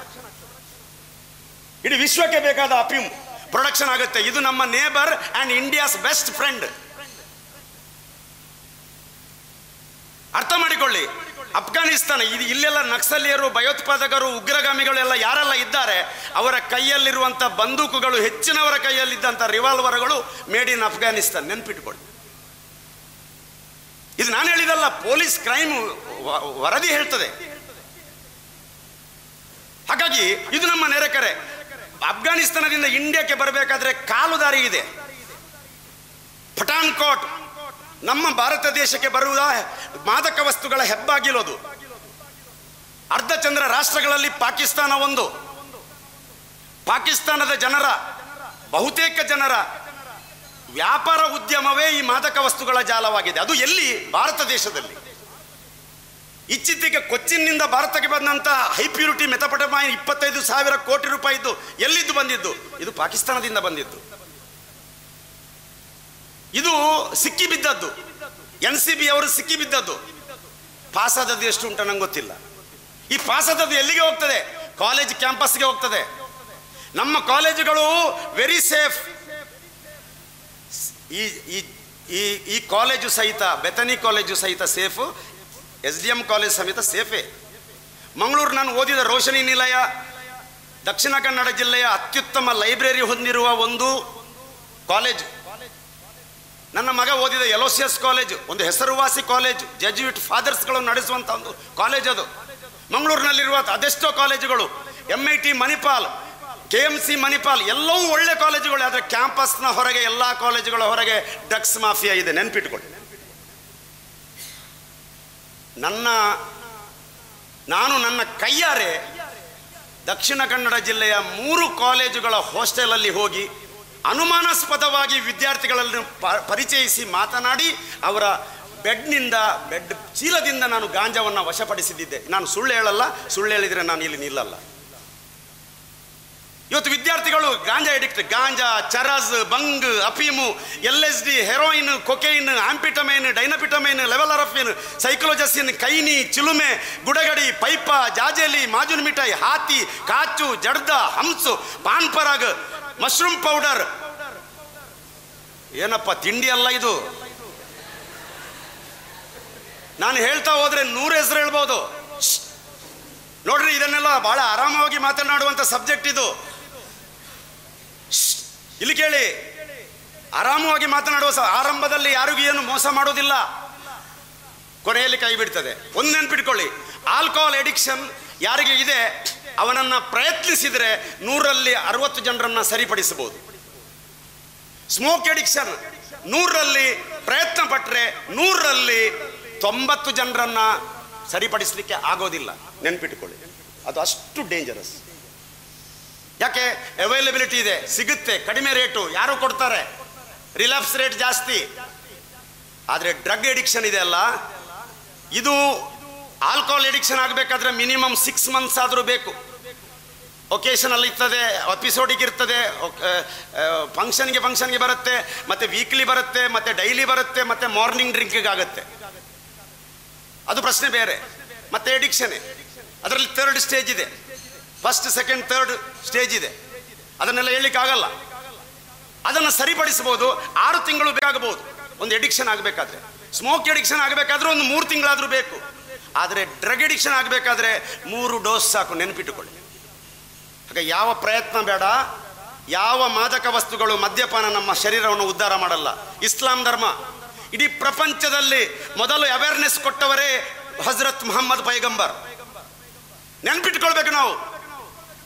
ಹಜರತ್ ಮೊಹಮ್ಮದ್ ಪೈಗಂಬರ್ ಹೇಳ್ತಾರೆ, ಮದ್ಯಪಾನ ಮಾಡುವವರನ್ನ, ಮದ್ಯಪಾನ ಕುಡಿಯುವವರನ್ನ, ಮದ್ಯಪಾನಕ್ಕೆ ಪ್ರಚೋದನೆ ನೀಡುವವರನ್ನ ಧಿಕ್ಕರಿಸಲು ಅಲ್ಲಾಹನು ನನಗೆ ಆಜ್ಞೆ ಮಾಡಿದ್ದಾನೆ. Order from god. ಇದು ದೇವರ ಆಜ್ಞೆ, ಮನುಷ್ಯನ ಆಜ್ಞೆ ಅಲ್ಲ ಅಂತ ಹೇಳ್ತಾರೆ. ಮದ್ಯಪಾನ ಹರಾಮ್. ಮದ್ಯಪಾನಿ ಕಾಫೀರ್. ಕಾಫೀರ್ ಅಂದ್ರೆ ಮನೆಯಿಂದ ಹೊರಗೆ ಹಾಕ್ಬೇಕು ಅವನನ್ನ, ಅಂತವನು ಧರ್ಮ ಬಾಹಿರ. ಮದ್ಯಪಾನ ಯಾರು ಮಾಡ್ತಾನೆ ಅವನ ನಮಾಜನ್ನು ನಾನು ಸ್ವೀಕರಿಸುವುದಿಲ್ಲ, ನನಗದು ಬೇಡ ಅಂತ ಹೇಳ್ತಾನೆ ದೇವರು. ನನಗೆ ಅದರ ಅಗತ್ಯ ಇಲ್ಲ. ಯಾರಾದರೂ ಮದ್ಯಪಾನ ಮಾಡಿ ಸತ್ರೆ ಅವನ ಹೆಣವನ್ನ ಮರುಭೂಮಿಯಲ್ಲಿ ಬಿಸಾಡಿ ತೋಳಗಳು ಅವನ ಹೆಣವನ್ನ ಪರಚಿ ಪರಚಿ ತಿನ್ನಲಿ. ಬದುಕಿರುವಾಗ ಯಾರಿಗೂ ಉಪಕಾರ ಮಾಡಲ್ಲ, ಸತ್ತಾಗ ಅವನ ಹೆಣದಿಂದ ತೋಳಗಳ ಹೊಟ್ಟೆ ತುಂಬಲಿ ಅಂತೇಳಿ ಶಾಪ ಹಾಕಿದ್ದಾನೆ ಮೊಹಮ್ಮದ್ ಪೈಗಂಬರ್. ಅಂತ ಅವೇರ್ನೆಸ್ ಕೊಟ್ಟವ ಮೊಹಮ್ಮದ್ ಪೈಗಂಬರ್. ಈ ಪ್ರಪಂಚದಲ್ಲಿ ಮೊತ್ತ ಮೊದಲಿಗೆ ಡಿಅಡಿಕ್ಷನ್ ಕ್ಯಾಂಪ್ ಮಾಡಿದವರು ಯಾರು? ಶ್ರೀಕೃಷ್ಣ ಪರಮಾತ್ಮ. ಆಸನವನ್ನು ಬಿಟ್ಟು, ಸೀಟನ್ನು ಬಿಟ್ಟು, ರಾಜತನವನ್ನು ಬಿಟ್ಟು, ದೇವಮಾನವತನವನ್ನು ಬಿಟ್ಟು ಗೋವರ್ಧನ ಗಿರಿಯಲ್ಲಿ ಆ ಯಾದವ ಕುಲವನ್ನು ಪಾವನಗೊಳಿಸಲಿಕ್ಕೆ ಅವ್ರ ಜೊತೆ ಮಲಗಿದ್ರು, ಅವ್ರ ಜೊತೆ ಊಟ ಮಾಡಿದ್ರು. ಆದರೆ ಅವರ ಮಾತು ಕೇಳದ ಯಾದವ ಕುಲ ಕುಡಿದು ಸಮುದ್ರದಲ್ಲಿ ಬಿದ್ದು ನಾಶ ಆಯಿತು ಅಂತೇಳಿ ನಾನು ಕಥಾ ಪ್ರಸಂಗಗಳಲ್ಲಿ ಕೇಳಿದ್ದೇನೆ. ಅರ್ಥ ಮಾಡಿಕೊಳ್ಬೇಕು. ಇವತ್ತು ನಾನು ಹೇಳಿದ ಮಾತು, ಗುರುಗಳು ಹೇಳಿದ ಮಾತು, ವೇದಿಕೆಯಲ್ಲಿ ಹೇಳಿದ ಮಾತು, ನಾನು ಕೇಳಿಯೂ ನೀವು ಇದನ್ನು ಮಾಡಿದರೆ ನೀವು ನಾಶ ಆಗುವುದು ಖಂಡಿತ. ಅದಕ್ಕಾಗಿ ನಿಮ್ಮ ಬದುಕಿನಲ್ಲಿ ಇದು ಎಚ್ಚರಿಕೆಯ ಗಂಟೆ, ಇದೊಂದು ಪ್ರಿಕಾಷನ್, ನಿಮಗೆ ಎಚ್ಚರಿಕೆಯ ಗಂಟೆ. ಹಾಗಾಗಿ 21ರ ನಂತರ ನಿಮಗೆ ಯಾವ ಎಡಿಕ್ಷನ್ ಬರಲ್ಲ. ಈಗ ಕಾಲೇಜಲ್ಲಿರುವಾಗ ಪುಸ್ತಕ ಓದಿ, ಹತ್ತಿರದ ಹುಡುಗಿಯರಲ್ಲಿ ಅಶ್ಲೀಲವಾಗಿ ಮಾತನಾಡಬೇಡಿ. ಒಂದು ವೇಳೆ ಮಾತನಾಡಿದರೆ ಅಥವಾ ಒಂದು ಗೆಳತಿ ಅಂತೇಳಿ ಲವ್ ಅಂತೇಳಿ ತಿರುಗಾಡಿದರೆ ನಿಮಗೆ ಮಾನಸಿಕ ರೋಗ ಅಂತೇಳಿ ಇದೆ ಅಂತೇಳಿ ಅರ್ಥ. ನಿಮಗೆ ಕೌನ್ಸಿಲಿಂಗ್ ಮಾಡಬೇಕಾದ ಅವಶ್ಯಕತೆ ಇದೆ. ಯಾಕೆ? ಈ ವಯಸ್ಸಲ್ಲಿ ಅದು ಇರಬಾರ್ದು. ಇದನ್ನ ಯಾರಿಗೂ ಹೇಳಕ್ಕಾಗಲ್ಲ. ನಾನು ಹೇಳ್ತೀನಿ ಯಾಕಂತ ಹೇಳಿದ್ರೆ ನಾಳೆ ಒಬ್ರಿಗಿಬ್ರಿಗೆ ಬೇಜಾರಾದ್ರೂ ತೊಂದರೆ ಇಲ್ಲ, 99 ಜನರಿಗಿದ್ದು ಲಾಭ ಆಗ್ತದೆ. ಬೇಜಾರಾದ್ರೂ ತೊಂದರೆ ಇಲ್ಲ. ಯಾಕೆ? ನನ್ನ ಮಗುವಿನ ಇಲ್ಲಿ ನನಗೆ ಯಾವ ಮೊಮೆಂಟದ ಅವಶ್ಯಕತೆ ಇಲ್ಲ. ನನಗೆ ನೀವು ಸಮಾಜದ ಮುತ್ತುರತ್ನಗಳಾಗಬೇಕು, ಪ್ರಪಂಚ ಕಾಣದ ಅದ್ಭುತ ವಿದ್ಯಾರ್ಥಿಗಳಾಗಬೇಕು, ಪ್ರಪಂಚ ಕಾಣದ ಅದ್ಭುತ ವಿದ್ಯಾರ್ಥಿಗಳು ನೀವು ಆಗಬೇಕು. ನಿಮ್ಮ ಮನೆಯಲ್ಲಿ ನಿಮ್ಮ ತಂದೆ ತಾಯಿಗಳಿಗೆ ಪ್ರೀತಿಯ ಮಗನಾಗಿ, ದೇಶಕ್ಕೆ ಪ್ರೀತಿಯ ಒಬ್ಬ ರಾಷ್ಟ್ರದ ಒಬ್ಬ ಪ್ರಜೆಯಾಗಿ ನೀವು ಬದುಕಬೇಕು. ತಲೆ ಎತ್ತಿ ಬದುಕಬೇಕು, ತಲೆ ತಗ್ಗಿಸಿ ಬದುಕಬಾರದು. ಪೊಲೀಸ್ ಸ್ಟೇಷನ್ ಒಳಗೆ ಕಂಬಿಗಳ ಮಧ್ಯೆ ನೀವು ಇರಬಾರ್ದು. ನ್ಯೂಸ್ ಪೇಪರ್ನ 3rd ಪೇಜಲ್ಲಿ ನೀವು ಬರಬಾರ್ದು. ಇವತ್ತು ವಿದ್ಯಾರ್ಥಿಗಳು ಪ್ರಬಂಧ ಸ್ಪರ್ಧೆ ಬರೆದು ಇವತ್ತು ಸನ್ಮಾನ ಆಗಿದಾರಲ್ಲ, ಅದೇ ರೀತಿಯ ಸನ್ಮಾನಗಳು ನಿಮ್ಮ ಜೀವನದಲ್ಲಿ ಸಿಗಬೇಕು. ಬಂಧು ಮಿತ್ರರೇ, ಅಂತ ಒಂದು ಸ್ಥಾನಮಾನ ನಾನು ಸಂತೋಷ ಪಡ್ತೇನೆ. ಬೇರೆಯವರ ಉದಾಹರಣೆ ಕೊಟ್ಟಲ್ಲ, ನನ್ನ ಮಗನ ಬಗ್ಗೆ ನಾನು ಹೇಳ್ತೇನೆ. He is very talented, very brilliant. ಇವತ್ತು ನನ್ನ ಮಗ ನನಗಿಂತ ಹೆಚ್ಚು ಸಂಪಾದನೆ ಮಾಡ್ತಾನೆ. ಅಪ್ಪ ನೀನು ಮನೆಯಲ್ಲಿರು, ಅಪ್ಪ ಕೆಲಸ ಮಾಡಬೇಡ, ನಿನಗೆ ಒತ್ತಡ ಆಗುತ್ತೆ. ನೋಡಿ, ನಾನು 210 ಮಾತ್ರೆಯನ್ನು ತಿಂತೇನೆ ತಿಂಗಳಿಗೆ. ಶುಗರ್ ಪೇಷಂಟ್, ನಾನು BP ಪೇಷಂಟ್. ಆದರೂ ನನ್ನ ಲೈಫ್ ಸ್ಟೈಲ್ ಚೆನ್ನಾಗಿರಲಿಲ್ಲ, ಅದಕ್ಕಾಗಿ ನಾನು ಈ ಕಾಯಿಲೆಗೆ ಒಳಗಾಗಿದ್ದೇನೆ. ಇವತ್ತು ನಿಮ್ಮ ಲೈಫ್ ಸ್ಟೈಲ್ ಬದಲಾಯಿಸಿಕೊಳ್ಳಿ. ನನ್ನ ದುರಂತ ನಿಮ್ಮ ಪಾಠ ಆಗಬೇಕು. ಮಾರ್ಗದಲ್ಲಿ ಬಿದ್ದವ ಅವನನ್ನು ನೋಡಿ ನಗುವುದಲ್ಲ, ನಾನು ಕುಡಿದ್ರೆ ಮಾರ್ಗದಲ್ಲಿ ಬೀಳ್ತೇನೆ ಎನ್ನುವಂಥ ಪರಿಜ್ಞಾನ ನಮಗೆ ಬರಬೇಕು. ಕುಡುಕರು ಕೆಡುಕರಲ್ಲ, ಅವರ ಚಟ ಕೆಟ್ಟದ್ದು. ಅದಕ್ಕಾಗಿ ನಮ್ಮ ಶರೀರ ಎಂಬುದೊಂದು ಕಾರ್ಖಾನೆ ಇದ್ದಾಗೆ ಯಾವ ರೀತಿಯ ರಾ ಮೆಟೀರಿಯಲ್ ನಾವು ಹಾಕ್ತೇವೆ ಆ ರೀತಿಯ ಪ್ರೊಡಕ್ಷನ್ ಬರುತ್ತೆ. ಸಾತ್ವಿಕ ಆಹಾರ, ತಾಮಸಿಕ ಆಹಾರ, ಶೂನ್ಯ ಆಹಾರ, ವರ್ಜನೀಯ ಆಹಾರ. ಸತ್ವ ಆಹಾರ ಹೇಳಿದ್ರೆ ಕುಂಬಳಕಾಯಿ, ಬದನೆಕಾಯಿ, ಹೀರೆಕಾಯಿ, ಬೆಂಡೆಕಾಯಿ ಎಲ್ಲ ತಿಂದರೆ ಅದರದೇ ರೀತಿಯ ಫಲ ಬರುತ್ತೆ. ಹಾಲು ಕುಡಿದ್ರೆ ಹಾಲಿನಂಥ ಮನಸ್ಸು ಬರುತ್ತೆ, ಜೇನು ಕುಡಿದ್ರೆ ಜೇನಿನಂಥ ಮನಸ್ಸು ಬರುತ್ತೆ, ಟೊಮೆಟೊ ತಿಂದರೆ ಅದರ ಮನಸ್ಸು ಬರುತ್ತೆ, ಬಟಾಟೆ ತಿಂದರೆ ಗ್ಯಾಸ್ಟ್ರಿಕ್ ಆಗುತ್ತೆ. ಪ್ರೊಡಕ್ಷನ್ ಹಾಗೆ ಬರುತ್ತೆ. ನೋಡ್ರಿ, ಇಲ್ಲಿ ನೋಡಿ, ಈ ಹೈವೇಯಲ್ಲಿ ಕಬ್ಬಿನ ಗಾಣ ಇದೆ. ಕಬ್ಬಿನ ಗಾಣಕ್ಕೆ ಕಬ್ಬು ಕೊಟ್ರೆ ಕಬ್ಬಿನ ಜ್ಯೂಸ್ ಬರುತ್ತೆ, ಕಬ್ಬಿನ ಗಾಣಕ್ಕೆ ಕಬ್ಬು ಕೊಟ್ರೆ ಕಬ್ಬಿನ ಜ್ಯೂಸ್ ಬರುತ್ತೆ, ಕೈ ಕೊಟ್ರೆ ರಕ್ತ ಬರುತ್ತೆ. ಹಾಗೆ ಬಾಡಿ ನಮ್ದು ಏನು ಕೊಡ್ತದೆ ಹಾಗೆ ಪ್ರತಿಕ್ರಿಯೆ ಕೊಡ್ತದೆ. ಕ್ರಿಯೆಯಂತೆ ಪ್ರತಿಕ್ರಿಯೆ, ಧ್ವನಿಯಂತೆ ಪ್ರತಿಧ್ವನಿ, ದೃಷ್ಟಿಯಂತೆ ಸೃಷ್ಟಿ, ಯೋಚಿಸಿದಂತೆ ಪ್ರಪಂಚ. ನೀವು ಒಳ್ಳೆಯದೇ ಯೋಚಿಸಿ, ನಿಮ್ಮ ಪ್ರಪಂಚ ಒಳ್ಳೆಯದಾಗಿರ್ತದೆ. ಇದು ನನ್ನ ಮಾತು. ಅದಕ್ಕಾಗಿ ಒಬ್ಬ ದುಶ್ಚಟ ದುರಾಭ್ಯಾಸ, ಅದು ಯಾವುದೇ ಆಗಿರಲಿ, ಒಂದು ಬಿಯರಿನ ಟೇಸ್ಟ್ ನೋಡಲಿಕ್ಕೆ ಹೋಗದವರು ಹೋಗಬೇಡಿ. ಸ್ಮೋಕ್ ಮಾಡಿದವರು ಅದನ್ನು ಬಿಟ್ಟುಬಿಡಿ, ಖಂಡಿತ ಬಿಡಬೇಕು. ಅರ್ಥ ಮಾಡಿಕೊಳ್ಳಿ. 7-4-28 ವಯಸ್ಸಾಗುವಾಗ ನಿಮ್ಮ ಪೋಸ್ಟ್ ಗ್ರಾಜ್ಯುಯೇಷನ್ ಎಲ್ಲ ಮುಗೀತದೆ, ನೀವು ಜಾಬಿಗೆ ಹೋಗ್ತೀರಿ. ಜಾಬಿಗೆ ಹೋದ ನಂತರ ಒಂದು ಒಳ್ಳೆಯ ಹುಡುಗಿ ನೋಡಿ ಮದುವೆ ಆಗಿ ಒಂದು ಪ್ರಿನ್ಸಿಪಾಲ್ರಿಗೆ ಒಂದು ಕಾಗದ ಕೊಡಿ, ನಮಗೂ ಕೊಡಿ, ನಾವು ಮದುವೆಗೆ ಬರ್ತೇವೆ. ನಿಮ್ಮ ಬದುಕಿನಲ್ಲಿ ಸಂತೃಪ್ತ ಯುವಕ ಆಗೋದು 28 ವಯಸ್ಸಿಗೆ, 23 ವಯಸ್ಸಿಗೆ ಅಲ್ಲ. 7-4-28, 7-5-35 ಯಜಮಾನ ನೀವು ಆಗ್ತೀರಿ. 7-42 ಸಂತೃಪ್ತ ಯಜಮಾನ, 7-8-56 ನಿವೃತ್ತಿ 7 ಷಷ್ಠಬ್ದ 7 70 ವರ್ಷ ಆಗಬೇಕಾದ್ರೆ ನೀವು ಇನ್ನೂ ಈಗ ಇರುವುದು 20 ವರ್ಷ, ನಿಮ್ಮದು ಇನ್ನು 50 ವರ್ಷ ಆಗಬೇಕು. ಅದಕ್ಕಾಗಿ ನೀವು ಕಾಲೇಜಲ್ಲಿದ್ದೀರಿ, ನಿಮ್ಮದು ಕಾಲೇಜು ಮುಕ್ಕಾಲೇಜು ಬಾಕಿ ಇದೆ. ಒಳ್ಳೆ ಯೋಚನೆ ಮಾಡಿ, ಒಳ್ಳೆ ಯೋಚನೆ ಮಾಡಿ, ಒಳ್ಳೆ ಯೋಚನೆ ಮಾಡಿ, ಕೆಟ್ಟ ಯೋಚನೆ ಮಾಡಬೇಡಿ. ಅದಕ್ಕಾಗಿ ನಿಮ್ಮಲ್ಲಿ ನನ್ನ ಮನವಿ ಇಷ್ಟೇ. ನನಗೆ ಯಾವುದೇ ನಾನು ಸಬ್ಜೆಕ್ಟ್ ತಗೊಂಡು ಮಾತಾಡ್ತಾ ಇಲ್ಲ, ಯಾಕಂತ ಹೇಳಿದರೆ ಮಾತಾಡಲಿಕ್ಕೆ ಇಲ್ಲಿ ಸಮಯ ಇಲ್ಲ. ಇವತ್ತು ಯಾರೆಲ್ಲ ಸ್ಪರ್ಧೆಯಲ್ಲಿ ಬಹುಮಾನ ಪಡೆದಿದ್ದೀರಿ, ಅವರವರ ಅನುಭವದಿಂದ ಬರೆದಿದ್ದಾರೆ ಅಲ್ಲ, ಅವರು ಪ್ರಪಂಚವನ್ನು ನೋಡಿ ಬರೆದಿದ್ದಾರೆ. ಪ್ರತಿಯೊಬ್ಬರಿಗೂ ಇಲ್ಲಿ ಗೊತ್ತಿದೆ. ನಿಮ್ಮ ಮನೆಯಲ್ಲೇ ಕುಡಿಯೋರಿದ್ದಾರೆ. ನಮ್ಮ ಡಿ ಅಡಿಕ್ಷನ್ ಸೆಂಟರ್ಗೆ ಪ್ರತಿ ಸಲ ಇವತ್ತು ಸುಳ್ಯದಲ್ಲಿ ಕ್ಯಾಂಪ್ ಆಗ್ತಾ ಇದೆ, 120 ಮಂದಿ ಇದ್ದಾರೆ.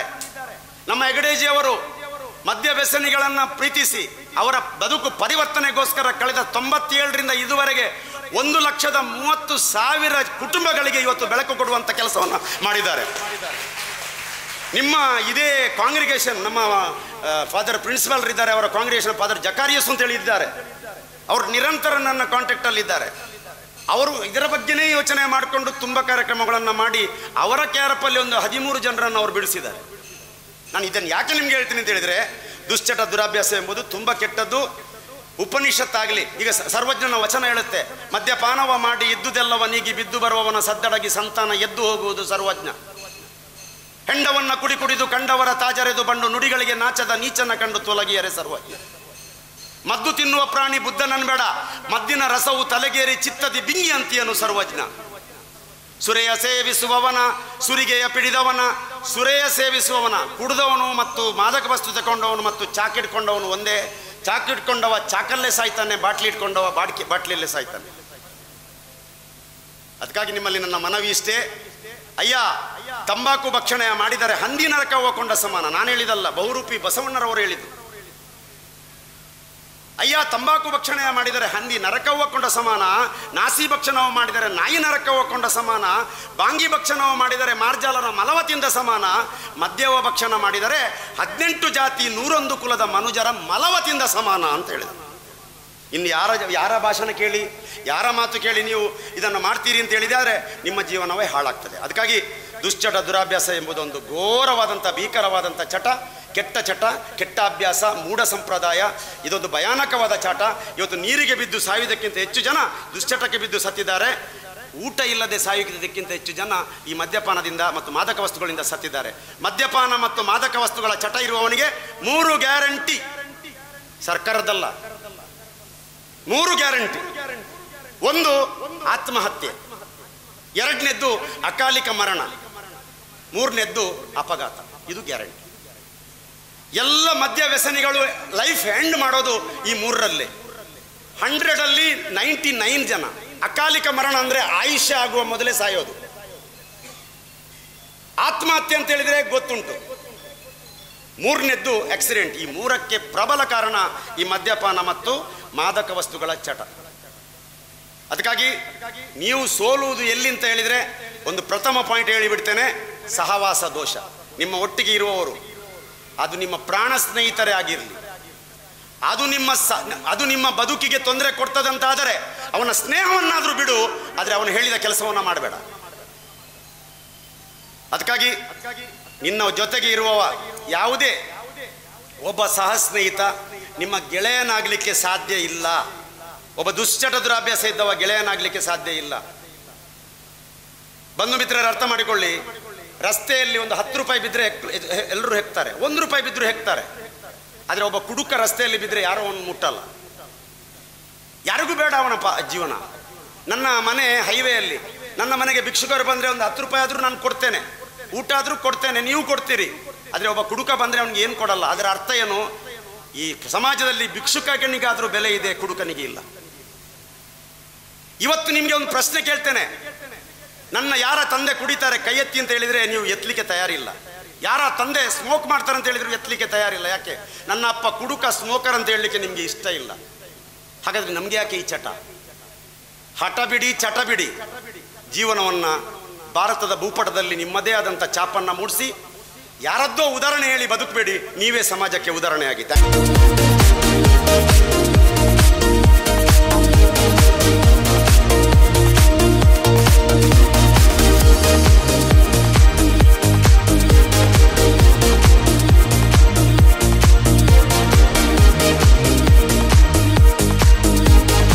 ಕ್ಷೇತ್ರ ಧರ್ಮಸ್ಥಳ ಗ್ರಾಮಾಭಿವೃದ್ಧಿ ಯೋಜನೆ ಅಂದರೆ ದೊಡ್ಡ ಒಂದು ಆಲದ ಮರ ಇದ್ದಾಗೆ. ಈ ಆಲದ ಮರದ ನೆರಳನ್ನು ಬೇರೆ ಬೇರೆ ಕಾರ್ಯಕ್ರಮಗಳ ಮೂಲಕ ಇಡೀ ರಾಜ್ಯ ವ್ಯಾಪ್ತಿಯಲ್ಲಿ ಪಸರಿಸುವ ಕೆಲಸ ಇವತ್ತು ಆಗ್ತಿದೆ. ಬರೀ ಸ್ವಾಸ್ಥ್ಯ ಸಂಕಲ್ಪ ಕಾರ್ಯಕ್ರಮಗಳು ಮಾತ್ರ ಅಲ್ಲ, ವಿದ್ಯಾರ್ಥಿ ದಿಶೆಯಲ್ಲಿ ಮುಂದಿನ ಭವಿಷ್ಯವನ್ನು ರೂಪಿಸುವ, ಭಾರತದ ಪ್ರಜೆಗಳಾಗಿ ಮುಂದಿನ ಭವಿಷ್ಯವನ್ನು ರೂಪಿಸುವಂಥ ಪ್ರಜೆಗಳಾಗಿ ಉತ್ತಮ ಗುಣನಡತೆ ಮತ್ತು ಈ ಒಂದು ದೇಶದ ಆಸ್ತಿಯಾಗಿ ಆಗಬೇಕನ್ನುವಂಥ ಉದ್ದೇಶದಿಂದ ಪೂಜ್ಯ ಡಾಕ್ಟರ್ ವೀರೇಂದ್ರ ಹೆಗ್ಗಡವರು ಸ್ವಾಸ್ಥ್ಯ ಸಂಕಲ್ಪ ಕಾರ್ಯಕ್ರಮವನ್ನು ಆಯೋಜನೆ ಮಾಡಿದ್ದಾರೆ. ಇವತ್ತು ಈಗಾಗಲೇ ಪೂಜ್ಯ ಡಾಕ್ಟರ್ ವೀರೇಂದ್ರ ಅವರಿಗೆ ಕರ್ನಾಟಕದ ಪರಿವರ್ತನಾ ಪ್ರಶಸ್ತಿಯನ್ನು ಬಂದಿರುವಂಥದ್ದು ನಮಗೆ ಎಲ್ರಿಗೂ ತಿಳಿದಂಥ ವಿಷಯ. ವಿಶೇಷವಾಗಿ ಇದಕ್ಕೆ ನಾವು ಈ ಒಂದು ವೇದಿಕೆಯ ಮೂಲಕ ಪೂಜ್ಯ ಕಾವಂದರನ್ನು ನಾವು ಅತ್ಯಂತ ಕೃತಜ್ಞತೆಯಿಂದ ಅಭಿನಂದಿಸುತ್ತಿದ್ದೇವೆ. ಇಲ್ಲಿ ಇವತ್ತು ಯಾವುದೇ ಪ್ರಶಸ್ತಿಗೆ ಬೇಕಾಗಿ ತನ್ನ ಕಾರ್ಯವನ್ನು ಸುಮಾರು 40-42 ವರ್ಷಗಳಿಂದ ಪ್ರಾರಂಭ ಮಾಡಿಲ್ಲ. ಆ ಪ್ರಶಸ್ತಿಗಳ ಹಿಂದೆ ಕೂಡ ಖಂಡಿತವಾಗಿ ಹೋಗಿಲ್ಲ ಅನ್ನುವಂಥದ್ದು ನಮಗೆಲ್ಲರಿಗೂ ಗೊತ್ತಿರುವಂಥ ವಿಷಯ. ಹಲವಾರು ಪ್ರಶಸ್ತಿಗಳು ಅಂತಾರಾಷ್ಟ್ರೀಯ, ರಾಷ್ಟ್ರೀಯ ಮಟ್ಟ, ಅಂತಾರಾಷ್ಟ್ರೀಯ ಮಟ್ಟದಲ್ಲಿ ಹಲವಾರು ಪ್ರಶಸ್ತಿಗಳು ಶ್ರೀ ಕ್ಷೇತ್ರಕ್ಕೆ ಇರ್ಬೋದು, ಪೂಜ್ಯ ಕಾವಂದರಿಗೆ ಕೂಡ ಬಂದಿರುವಂಥದ್ದು ನಮಗೆಲ್ಲರಿಗೂ ತಿಳಿದಿರುವಂಥ ವಿಷಯ. ಇಂಥ ಪುಣ್ಯ ಕಾರ್ಯದಲ್ಲಿ ನಾವು ಕೂಡ ಅದರಲ್ಲಿ ಭಾಗಿಯಾಗಿದ್ದೇವೆ. ಕ್ಷೇತ್ರದ ವತಿಯಿಂದ ನಡೆಯುವಂಥ ಎಲ್ಲ ಕಾರ್ಯಕ್ರಮಗಳಲ್ಲಿ ನಾವು ತೊಡಗಿಸಿಕೊಂಡು ಈ ಸೇವೆಯಲ್ಲಿ ತೊಡಗಿಸಿಕೊಳ್ಳುವಂಥ ಆತ್ಮ ತೃಪ್ತಿ ನಮಗೂ ಕೂಡ ಇದೆ. ಅದರ ಜೊತೆಗೆ ಮುಂದಿನ ಯಾವುದೇ ಕಾರ್ಯಕ್ರಮಗಳಿಗೆ ತಾವು ಕೂಡ ವಿದ್ಯಾರ್ಥಿಗಳು ಮುಂದಿನ ಭವಿಷ್ಯವನ್ನು ರೂಪಿಸುವರು. ಕ್ಷೇತ್ರದ ವತಿಯಿಂದ ನಡೆಯುವಂಥ ಯಾವುದೇ ಕಾರ್ಯಕ್ರಮಗಳಿರ್ಬೋದು, ಅದಕ್ಕೆ ತನ್ನನ್ನು ತಾನು ತೊಡಗಿಸಿಕೊಂಡು ಪುಣ್ಯದ ಕಾರ್ಯದಲ್ಲಿ ತಾವು ಕೂಡ ಭಾಗಿಯಾಗಲಿ ಎನ್ನುವಂಥ ಸಂದರ್ಭ ಈ ಒಂದು ಸಂದರ್ಭವನ್ನು ಹೇಳಿಕೊಳ್ಳುತ್ತಾ, ಅದೇ ರೀತಿ ತಮ್ಮ ಮನೆಯವರು ಕೂಡ ಈ ಯೋಜನೆಯ ಫಲಾನುಭವಿಗಳಾಗಿ ಗುರುತಿಸಿಕೊಂಡಂಥ ಅನೇಕ ವಿದ್ಯಾರ್ಥಿಗಳು ಇಲ್ಲಿದ್ದೀರಿ. ಮುಂದಿನ ದಿನದಲ್ಲಿ ಸ್ವಾಸ್ಥ್ಯ ಸಂಕಲ್ಪ ಇರ್ಬೋದು, ಮಧ್ಯವರ್ಜನ ಶಿಬಿರಗಳಿರ್ಬೋದು, ಬೇರೆ ಬೇರೆ ಇಲ್ಲಿ ಹುಟ್ಟಿನಿಂದ ಸಾವಿನವರೆಗೆ ಶ್ರೀ ಕ್ಷೇತ್ರದಿಂದ ಏನೆಲ್ಲ ಆಗಬೇಕು ಸಮಾಜಕ್ಕೆ ಅದನ್ನೆಲ್ಲವನ್ನು ನೀಡುತ್ತಾ ಬಂದಂಥ ಒಂದು ಸಂಸ್ಥೆ ಇದ್ದರೆ ಅದು ಶ್ರೀ ಕ್ಷೇತ್ರ ಧರ್ಮಸ್ಥಳ ಗ್ರಾಮಾಭಿವೃದ್ಧಿ ಯೋಜನೆ. ಇನ್ನು ಮುಂದಿನ ದಿನಗಳಲ್ಲಿ ಇಂಥ ಕಾರ್ಯಗಳಲ್ಲಿ ನಾವೆಲ್ಲರೂ ತೊಡಗಿಸಿಕೊಳ್ಳೋಣ ಅಂತ ಹೇಳಿಕೊಳ್ಳುತ್ತಾ, ಶ್ರೀ ಕ್ಷೇತ್ರ ಧರ್ಮಸ್ಥಳ ಗ್ರಾಮಾಭಿವೃದ್ಧಿ ಯೋಜನೆ ಅಂತ ಕಾರ್ಯಕ್ರಮದಲ್ಲಿ ಭಾಗವಹಿಸುವುದೆಂದರೆ ಅದನ್ನು ನಾನು ಬಿಟ್ಟುಕೊಡೋದಿಲ್ಲ. ನಾನು ಈ ಒಂದು ಯೋಜನೆಯ ಕಾರ್ಯಕ್ರಮಗಳನ್ನು ನೋಡಿಕೊಂಡೇ ಬೆಳೆದವ. ಇವತ್ತು ಯೋಜನೆ ಮಾಡ್ತಿರ್ತಕ್ಕಂಥ ಕೆಲಸ ಏನಂತ ಹೇಳಿದ್ರೆ, ಗ್ರಾಮೀಣ ಅಭಿವೃದ್ಧಿಯ ಸಂಕಲ್ಪದೊಂದಿಗೆ ರಾಷ್ಟ್ರದ ಅಭಿವೃದ್ಧಿಯ ಸಂಕಲ್ಪ ಅನ್ನುವಂಥ ನೆಲೆಯಲ್ಲಿ ಕೆಲಸವನ್ನು ಮಾಡ್ತಕ್ಕಂಥ ಈ ಶ್ರೀ ಕ್ಷೇತ್ರ ಧರ್ಮಸ್ಥಳ ಗ್ರಾಮಾಭಿವೃದ್ಧಿ ಯೋಜನೆ ಹಲವಾರು ಕಾರ್ಯಕ್ರಮಗಳನ್ನು ಹಮ್ಮಿಕೊಂಡು ಸಮಾಜದ ಅಭಿವೃದ್ಧಿಗೆ ಸಾಕಷ್ಟು ಪೂರಕವಾದ ಕೆಲಸವನ್ನು ಮಾಡ್ತಾ ಇದೆ ಅನ್ನುವಂಥದ್ದು ನಮ್ಮ ಮೇಲರಿಗೆ ಗೊತ್ತು, ಬಹುಶಃ ಮಕ್ಕಳಿಗೆ ಗೊತ್ತಿಲ್ಲ, ಅದಕ್ಕೆ ಗೊತ್ತಿರಬೇಕು ಅಂತ ಹೇಳ್ತಾ ಇದ್ದೇನೆ ಅಷ್ಟೇ. ನಮ್ಮಲ್ಲಿ ಇವತ್ತು ಅವಿದ್ಯಾವಂತರು ಅಂತ ಭಾರಿ ಕಡಿಮೆ, ಸ್ವಲ್ಪ ಆದರೂ ವಿದ್ಯೆ ಇರುವವರು ಇರೋದು. ಗ್ರಾಮೀಣ ಪ್ರದೇಶದ ಮಹಿಳೆಯರು ಇವತ್ತು ಸ್ವಾವಲಂಬಿಗಳಾಗಿ ಮತ್ತು ಸದೃಢರಾಗಿ ಒಂದು ಜೀವನ ಮಾಡುವಂಥ ವ್ಯವಸ್ಥೆಯನ್ನು ಕಲ್ಪಿಸಿಕೊಂಡಿದ್ದಾರೆ ಅಂತ ಹೇಳಿದ್ರೆ ಅದಕ್ಕೆ ಕಾರಣ ಶ್ರೀ ಕ್ಷೇತ್ರ ಧರ್ಮಸ್ಥಳ ಗ್ರಾಮಾಭಿವೃದ್ಧಿ ಯೋಜನೆ ಅಂತ ನಾನು ತಿಳ್ಕೊಂಡಿದ್ದೇನೆ. ಇವತ್ತು ಶ್ರಮಿಕ ವರ್ಗದ ಜನ ಏನಿದ್ದಾರೆ ಗ್ರಾಮೀಣ ಭಾಗದಲ್ಲಿ, ಅವರೆಲ್ಲ ಇವತ್ತು ಸ್ವಾವಲಂಬಿಗಳಾಗಿ ಮತ್ತು ಆರ್ಥಿಕವಾಗಿ ಸದೃಢತಕ್ಕಂಥ ಕೆಲಸವನ್ನು ಪ್ರೇರಣೆ ಮಾಡ್ತಕ್ಕಂಥ ಕೆಲಸವನ್ನು ಶ್ರೀ ಕ್ಷೇತ್ರ ಧರ್ಮಸ್ಥಳ ಗ್ರಾಮಾಭಿವೃದ್ಧಿ ಯೋಜನೆ ಮಾಡ್ತಾ ಬಂದಿರುವುದರಿಂದ ಇವತ್ತು ಗ್ರಾಮೀಣ ಭಾಗದಲ್ಲಿ ಅಭಿವೃದ್ಧಿಯ ಒಂದು ಶಕೆ ಪ್ರಾರಂಭವಾಗಿ ಸರ್ವರು ಕ್ಷೇಮದಿಂದ ಮತ್ತು ಸೌಹಾರ್ದತೆಯಿಂದ ಬಾಳುವಂಥ ಒಂದು ವ್ಯವಸ್ಥೆ ಆಗಿದೆ ಅಂತ ಹೇಳಲಿಕ್ಕೆ ನಾನು ಇಷ್ಟಪಡ್ತಾ ಇದ್ದೇನೆ. ಮತ್ತೊಂದು ಬಹುದೊಡ್ಡ ವಿಚಾರ ಅಂತ ಹೇಳಿದರೆ, ನಮ್ಮ ಪೂಜ್ಯ ಕಾವಂದರ ದೂರದೃಷ್ಟಿಯ ಆಲೋಚನೆಯಲ್ಲಿ ಒಂದು ಜನಜಾಗೃತಿ ವೇದಿಕೆಯ ಮುಖಾಂತರ ಒಂದು ಮಧ್ಯವರ್ಜನ ಶಿಬಿರ ಅಂತ ಮಾಡುವಂಥದ್ದು. ಈ ದುಶ್ಚಟಕ್ಕೆ ಬಲಿಯಾಗಿ ವ್ಯಸನಿಗಳಾಗಿ ಏನು ಜೀವನವನ್ನು ಕಲ್ಕೊಂಡು ಜೀವನದ ಕೊನೆಯ ಹಂತದಲ್ಲಿರ್ತಾರ ಅವರನ್ನು ಸಮಾಜದ ಮುಖ್ಯವಾಹಿನಿಗೆ ತರ್ತಕ್ಕಂಥ ದೊಡ್ಡ ಒಂದು ಸವಾಲನ್ನು ಸ್ವೀಕರಿಸಿ ಆಯಾಯ ಗ್ರಾಮಗಳಲ್ಲಿ ಮಧ್ಯವರ್ಜನ ಶಿಬಿರ ಅಂತ ಕಾರ್ಯಕ್ರಮಗಳನ್ನು ಮಾಡಿಕೊಂಡು ಅವರನ್ನು ಮದ್ಯ ವ್ಯಸನಿಗಳನ್ನು ತ್ಯಜಿಸಿ ಒಬ್ಬ ಉತ್ತಮ ಪ್ರಜೆಗಳನ್ನಾಗಿ ಮಾಡ್ತಕ್ಕಂಥ ಕೆಲಸ, ಇದರಲ್ಲಿ ಪಾಲು ಪಡೆದ ಒಂದು ಪುಣ್ಯ ನನಗೂ ಇದೆ ಅಂತ ಹೇಳಲಿಕ್ಕೆ ಇಷ್ಟಪಡ್ತಾ ಇದ್ದೇನೆ. ನಾನು ಈ ಹಿಂದೆ ಕೋಯಿಲ ಗ್ರಾಮ ಪಂಚಾಯತಿನ ಸದಸ್ಯನಾಗಿದ್ದೆ ಮತ್ತು ಉಪಾಧ್ಯಕ್ಷ. ಆ ಸಂದರ್ಭದಲ್ಲಿ ನಮ್ಮ ವಿವೇಕ್ ವಿನ್ಸೆಂಟ್ ಪಾಯಸ್ ಅವರು ಆರಂಭಿಕ ಹಂತದಲ್ಲಿ ಯುವಕರು ಅಲ್ಲಿಗೆ ಬಂದಿದ್ದರು. ನನಗೆ ಆ ಒಂದು ಸಂದರ್ಭದಲ್ಲಿ 5 ಜನರ ಮದ್ಯವ್ಯಸನಿಗಳನ್ನು ನಾನೇ ಹೋಗಿ ಸೇರಿಸಿ ಬಿಡಿಸುವಂಥ ಕೆಲಸವನ್ನು ಮಾಡಿದ್ದೇನೆ. ಅವರ ಕುಟುಂಬ ಸಮೃದ್ಧವಾಗಿದೆ ಮತ್ತು ಸುಶಿಕ್ಷಿತವಾಗಿದೆ. ಇವತ್ತು ಅದು ನನಗೆ ತುಂಬ ಖುಷಿಯನ್ನು ಕೊಡ್ತಕ್ಕಂಥ ವಿಚಾರ. ಜನಜಾಗೃತಿ ಕಾರ್ಯಕ್ರಮಗಳನ್ನು ಅನುಷ್ಠಾನ ಮಾಡುವಲ್ಲಿ ಜಿಲ್ಲಾಧ್ಯಕ್ಷರಾಗಿ ನಮಗೆ ಮಾರ್ಗದರ್ಶನ ನೀಡುವವರು ಸಹಕಾರ ನೀಡ್ತಾ ಇರುವಂತಹ ಪದ್ಮನಾಭ ಶೆಟ್ಟಿಯವರಿಗೆ ಅಭಿನಂದನೆಗಳು. ಸ್ವಾಸ್ಥ್ಯ ಸಂಕಲ್ಪದ ಒಂದು ವಿಶಿಷ್ಟ ರೀತಿಯ ಯೋಜನೆಯನ್ನು ನಾವೆಲ್ಲ ನಮ್ಮ ತಾಲೂಕು ಜನಜಾಗೃತಿ ವೇದಿಕೆಯಿಂದ ಆಯೋಜನೆ ಮಾಡಿಕೊಂಡೆವು. ಮೊನ್ನೆ ತಾರೀಕು 31ನೇ ತಾರೀಕಿಗೆ ನಮ್ಮ ಶಾಸಕರ ಮೂಲಕ ಉದ್ಘಾಟನೆಗೊಂಡಂತಹ ಕಾರ್ಯಕ್ರಮ ಇವತ್ತು ವಿವೇಕ್ ಸರ್ ಅವರ ಮೂಲಕ ಸಮಾರೋಪಗೊಳ್ತಾ ಇದೆ. ಅದು ತುಂಬ ಖುಷಿಯನ್ನು ಕೊಡ್ತಾ ಇದೆ. ಜೊತೆಗೆ ನಮ್ಮ ತಾಲೂಕು ಜನಜಾಗೃತಿ ವೇದಿಕೆ ವಿವೇಕ್ ಸರ್ ಅವರ, ಪ್ರವೀಣ್ ಸರ್ ಅವರ ಮತ್ತು ನಮ್ಮ ಯೋಜನಾ ಅಧಿಕಾರಿಗಳ ಸಹಕಾರದಿಂದ ರಾಜ್ಯ ಮಟ್ಟದ ಪ್ರಬಂಧ ಸ್ಪರ್ಧೆಯ ಆಯೋಜನೆ ಮಾಡಿಕೊಂಡೆವು. ಸರ್ ಆಗ ತಾನೇ ಪ್ರಾಸ್ತಾವಿಕ ಮಾತುಗಳಲ್ಲಿ ಹೇಳಿದ ಹಾಗೆ 146 ಸ್ಪರ್ಧಾಳುಗಳು ಇದರಲ್ಲಿ ಭಾಗವಹಿಸಿದ್ದಾರೆ ಪ್ರಬಂಧ ಸ್ಪರ್ಧೆಯಲ್ಲಿ. ನಾವು ಆ ಪ್ರಬಂಧ ಸ್ಪರ್ಧೆಯನ್ನು ಯಾವ ರೀತಿಯಲ್ಲಿ ಯೋಚನೆ ಮಾಡಿದ್ದೇವೆ ಅಂದರೆ, ನಾವು ತಮ್ಮ ಪತ್ರಿಕೆ ಮೂಲಕ ಪ್ರಕಟಣೆ ಕೊಟ್ಟೆವು, ದೂರದರ್ಶನಗಳ ಮೂಲಕ ಪ್ರಕಟಣೆ ಕೊಟ್ಟೆವು. ಆದರೆ ಪ್ರಬಂಧ ಬಂದದ್ದು ಖಾಲಿ 25 ಮಾತ್ರ. ಆದರೆ ಛಲ ಬಿಡಲ, ಹಠ ಬಿಡಲಿಲ್ಲ. ನಾನು ಗೂಗಲ್ ಸರ್ಚ್ ಮಾಡಿ 150 ವಿದ್ಯಾಸಂಸ್ಥೆಗಳಿಗೆ ಅದರ ಇನ್ಸ್ಟಿಟ್ಯೂಷನ್ನ ವಿಳಾಸವನ್ನು ಕಂಡುಹಿಡಿದು ಅದಕ್ಕೆ ರಿಜಿಸ್ಟರ್ ಪೋಸ್ಟ್ ಮಾಡೋದ್ರ ಮೂಲಕ 71 ವಿದ್ಯಾರ್ಥಿಗಳು ಕಾಲೇಜು ವಿಭಾಗದಲ್ಲಿ ಭಾಗವಹಿಸಿದ್ದಾರೆ, 37 ಹೈಸ್ಕೂಲ್ ವಿಭಾಗದಲ್ಲಿ, 38 ಸಾರ್ವಜನಿಕ ವಿಭಾಗದಲ್ಲಿ ಭಾಗವಹಿಸುವ ಮೂಲಕ 146 ಪ್ರಬಂಧ ಸ್ಪರ್ಧೆ ಭಾಗವಹಿಸಿದ್ದಾರೆ. ಆದರೆ ಆ ಪ್ರಬಂಧ ಸ್ಪರ್ಧೆಯನ್ನು ತೀರ್ಪುಗಾರರು ಯಾವ ರೀತಿಯಲ್ಲಿ ಓದಿದ್ದಾರೋ ನಾನು ಸಹ 3 ಸಲ ಓದಿದ್ದೇನೆ ನಿರಂತರವಾಗಿ, ಅದನ್ನು ಎಡಬಿಡದೆ. ಯಾಕೆಂದರೆ ತೀರ್ಪು ಕೊಟ್ಟದ್ದು ಸರಿ ಉಂಟು ಸರಿ ಇಲ್ವಾ ಅಂತ ನಾನು ಸಹ ಅದರ ಹಿಂದೆ ಓಡಾಡಿದೆ. ಯಾಕೆಂದರೆ ತೀರ್ಪುಗಾರರಿಗೆ 3 ಸೆಟ್ ನಾನು ಜೆರಾಕ್ಸ್ ಮಾಡಿಕೊಟ್ಟೆ. ಆ ಜೆರಾಕ್ಸಲ್ಲಿ ಯಾರ ವಿಳಾಸವೂ ಸಹ ಅದರಲ್ಲಿಲ್ಲ. ಯಾಕೆಂದರೆ ನನ್ನ ಹೆಂಡತಿದ್ರು ಬರೆದಿದ್ಲು, ನನ್ನ ಆಫೀಸಿನ ಸ್ಟಾಫ್ ಆಫೀಸರ್ಸ್ ಬರೆದಿದ್ದು, ನನ್ನ ವಕೀಲ ಮಿತ್ರರು ಸಹ ಆ ಪ್ರಬಂಧ ಸ್ಪರ್ಧೆಯಲ್ಲಿ ಭಾಗವಹಿಸಿದ್ದರು. ಯಾರಿಗೆ ಸಹ ರೀತಿಯ ಯಾರು ಪ್ರತಿಭಾವಂತರಿದ್ದಾರೆ ಅಂಥವರಿಗೆ ನ್ಯಾಯ ಕೊಡಬೇಕನ್ನುವಂತಹ ದೃಷ್ಟಿಕೋನದಿಂದ ಆ ಒಂದು ಪ್ರಬಂಧ ಸ್ಪರ್ಧೆನ ಆಯೋಜನೆ ಮಾಡಿಕೊಂಡು ಅದು ಒಬ್ಬ ಪ್ರತಿಭಾವಂತ ವ್ಯಕ್ತಿಗಳಿಗೆ 15 ಜನಕ್ಕೆ ಸಂದಿದೆ ಅಂತ ಹೇಳಲಿಕ್ಕೆ ತುಂಬ ಸಂತೋಷ ಪಡ್ತಾ ಇದ್ದೇನೆ. ಯಾಕೆಂದರೆ ಇವತ್ತು ನಮ್ಮ ತಾಲೂಕು ಜನಜಾಗೃತಿ ವೇದಿಕೆ ಹಲವಾರು ಕಾರ್ಯಕ್ರಮವನ್ನು ಆಯೋಜನೆ ಮಾಡಿಕೊಂಡಿದೆ. ಜೊತೆಗೆ ಸ್ವಾಸ್ಥ್ಯ ಸಂಕಲ್ಪವನ್ನ ಕಾರ್ಯಕ್ರಮವನ್ನು ಈಗಾಗಲೇ ನಾವು ಸುಮಾರು ಕಡೆಯಿಂದ ಕಾರ್ಯಕ್ರಮವನ್ನು ಆಯೋಜನೆ ಮಾಡಿಕೊಂಡೆವು. ಅದರ ಪ್ರಯೋಜನವನ್ನು ಎಲ್ಲ ವಿದ್ಯಾರ್ಥಿನಿಯರು ಪಡ್ಕೊಂಡಿದ್ದಾರೆ ಅಂತ ನಾವು ತಿಳ್ಕೊಂಡಿದ್ದೇವೆ. ಜೊತೆಗೆ ನಾವು ತಂಬಾಕು ವಿರೋಧಿ ದಿನಾಚರಣೆ ಇರಬಹುದು ಅಥವಾ ಮಾದಕ ವ್ಯಸನದ ಬಗ್ಗೆ ನಶಮುಕ್ತ ಬೇರೆ ಬೇರೆ ಕಾರ್ಯಕ್ರಮವನ್ನು ನಮ್ಮ ತಾಲೂಕು ಜನಜಾಗೃತಿ ವೇದಿಕೆಯಿಂದ ಆಯೋಜನೆ ಮಾಡಿಕೊಂಡೆವು. ಅದೇ ರೀತಿ ಜಿಲ್ಲಾ ವೇದಿಕೆಯಲ್ಲಿ ನಡೆದಂಥ ಯಾವುದೇ ಅಜೆಂಡಾಗಳಿದೆ, ಯಾವುದೇ ಒಂದು ನಿರ್ಣಯ ಇದೆ, ಆ ನಿರ್ಣಯದ ಪ್ರಕಾರ ಹಕ್ಕೊತ್ತಾಯನ ಸಹ ನಾವು ತಹಶೀಲ್ದಾರರಿಗೆ ಮತ್ತು ಪೊಲೀಸ್ ಉಪನಿರೀಕ್ಷಕರಿಗೆ ಸಲ್ಲಿಸಿದ್ದೇವೆ. ಬೇರೆ ಬೇರೆ ಕಾರ್ಯಕ್ರಮವನ್ನು ಆಯೋಜನೆ ಮಾಡುವ ಮೂಲಕ ತಾಲೂಕು ಜನಜಾಗೃತಿ ವೇದಿಕೆ ಇನ್ನಷ್ಟು ಮಾಡುವಂತಹ ಕಾರ್ಯಕ್ರಮದ ಯೋಜನೆಯನ್ನು ಇಟ್ಟುಕೊಂಡಿದ್ದೇವೆ. ಬಹಳ ಸುಂದರವಾದಂತಹ ಕಾರ್ಯಕ್ರಮದಲ್ಲಿ ಇವತ್ತು ಸಂಪನ್ನಗೊಂಡಿದೆ. ಬಹಳ ಸಂತೋಷ ಪಡ್ತಾ ಇದ್ದೇನೆ.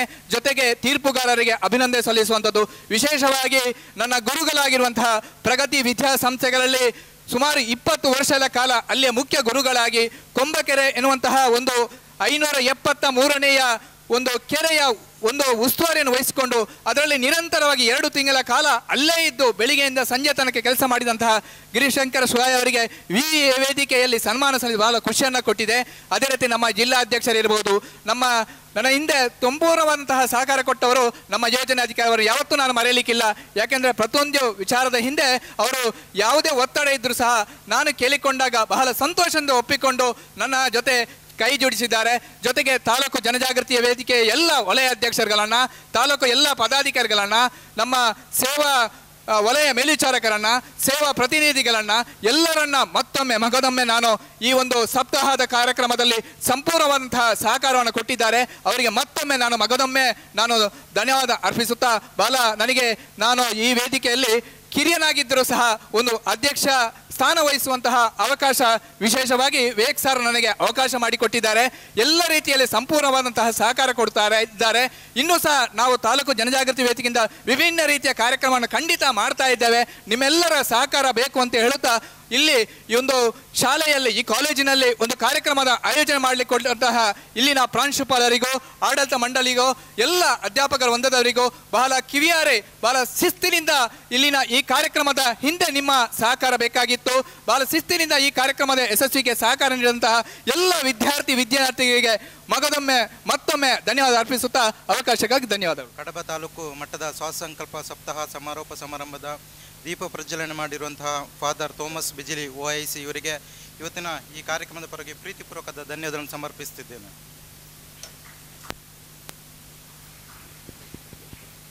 ಹಾಗೆಯೇ ಈ ಸಭಾ ಕಾರ್ಯಕ್ರಮದ ಅಧ್ಯಕ್ಷ ಸ್ಥಾನವನ್ನು ವಹಿಸಿಕೊಂಡಿರುವಂಥ ಶ್ರೀ ಮಹೇಶ್ ಕೆ ಅಧ್ಯಕ್ಷರು ಅಖಿಲ ಕರ್ನಾಟಕ ಜನಜಾಗೃತಿ ವೇದಿಕೆ, ಇವರಿಗೆ ಇವತ್ತಿನ ಕಾರ್ಯಕ್ರಮದ ಪರವಾಗಿ ಪ್ರೀತಿಪೂರ್ವಕ ಧನ್ಯವಾದಗಳನ್ನು ಸಮರ್ಪಿಸ್ತಿದ್ದೇನೆ. ಹಾಗೆಯೇ ಇವತ್ತಿನ ಈ ಕಾರ್ಯಕ್ರಮದಲ್ಲಿ ನಮ್ಮ ವಿದ್ಯಾರ್ಥಿನಿಯರಿಗೆ ಮಾಹಿತಿ ಮಾರ್ಗದರ್ಶನ ಮಾಡಿರುವಂಥ ಶ್ರೀ ವಿವೇಕ್ ವಿಟ್ಸೆಂಟ್ ಪಾಯ್ಸ್ ಪ್ರಾದೇಶಿಕ ನಿರ್ದೇಶಕರು, ಅಖಿಲ ಕರ್ನಾಟಕ ಜನಜಾಗೃತಿ ವೇದಿಕೆ ಬೆಳ್ತಂಗಡಿ, ಇವರಿಗೂ ಇವತ್ತಿನ ಕಾರ್ಯಕ್ರಮದ ಪರವಾಗಿ ಪ್ರೀತಿಪೂರ್ವಕ ಧನ್ಯವಾದಗಳನ್ನು ಸಮರ್ಪಿಸ್ತಿದ್ದೇನೆ.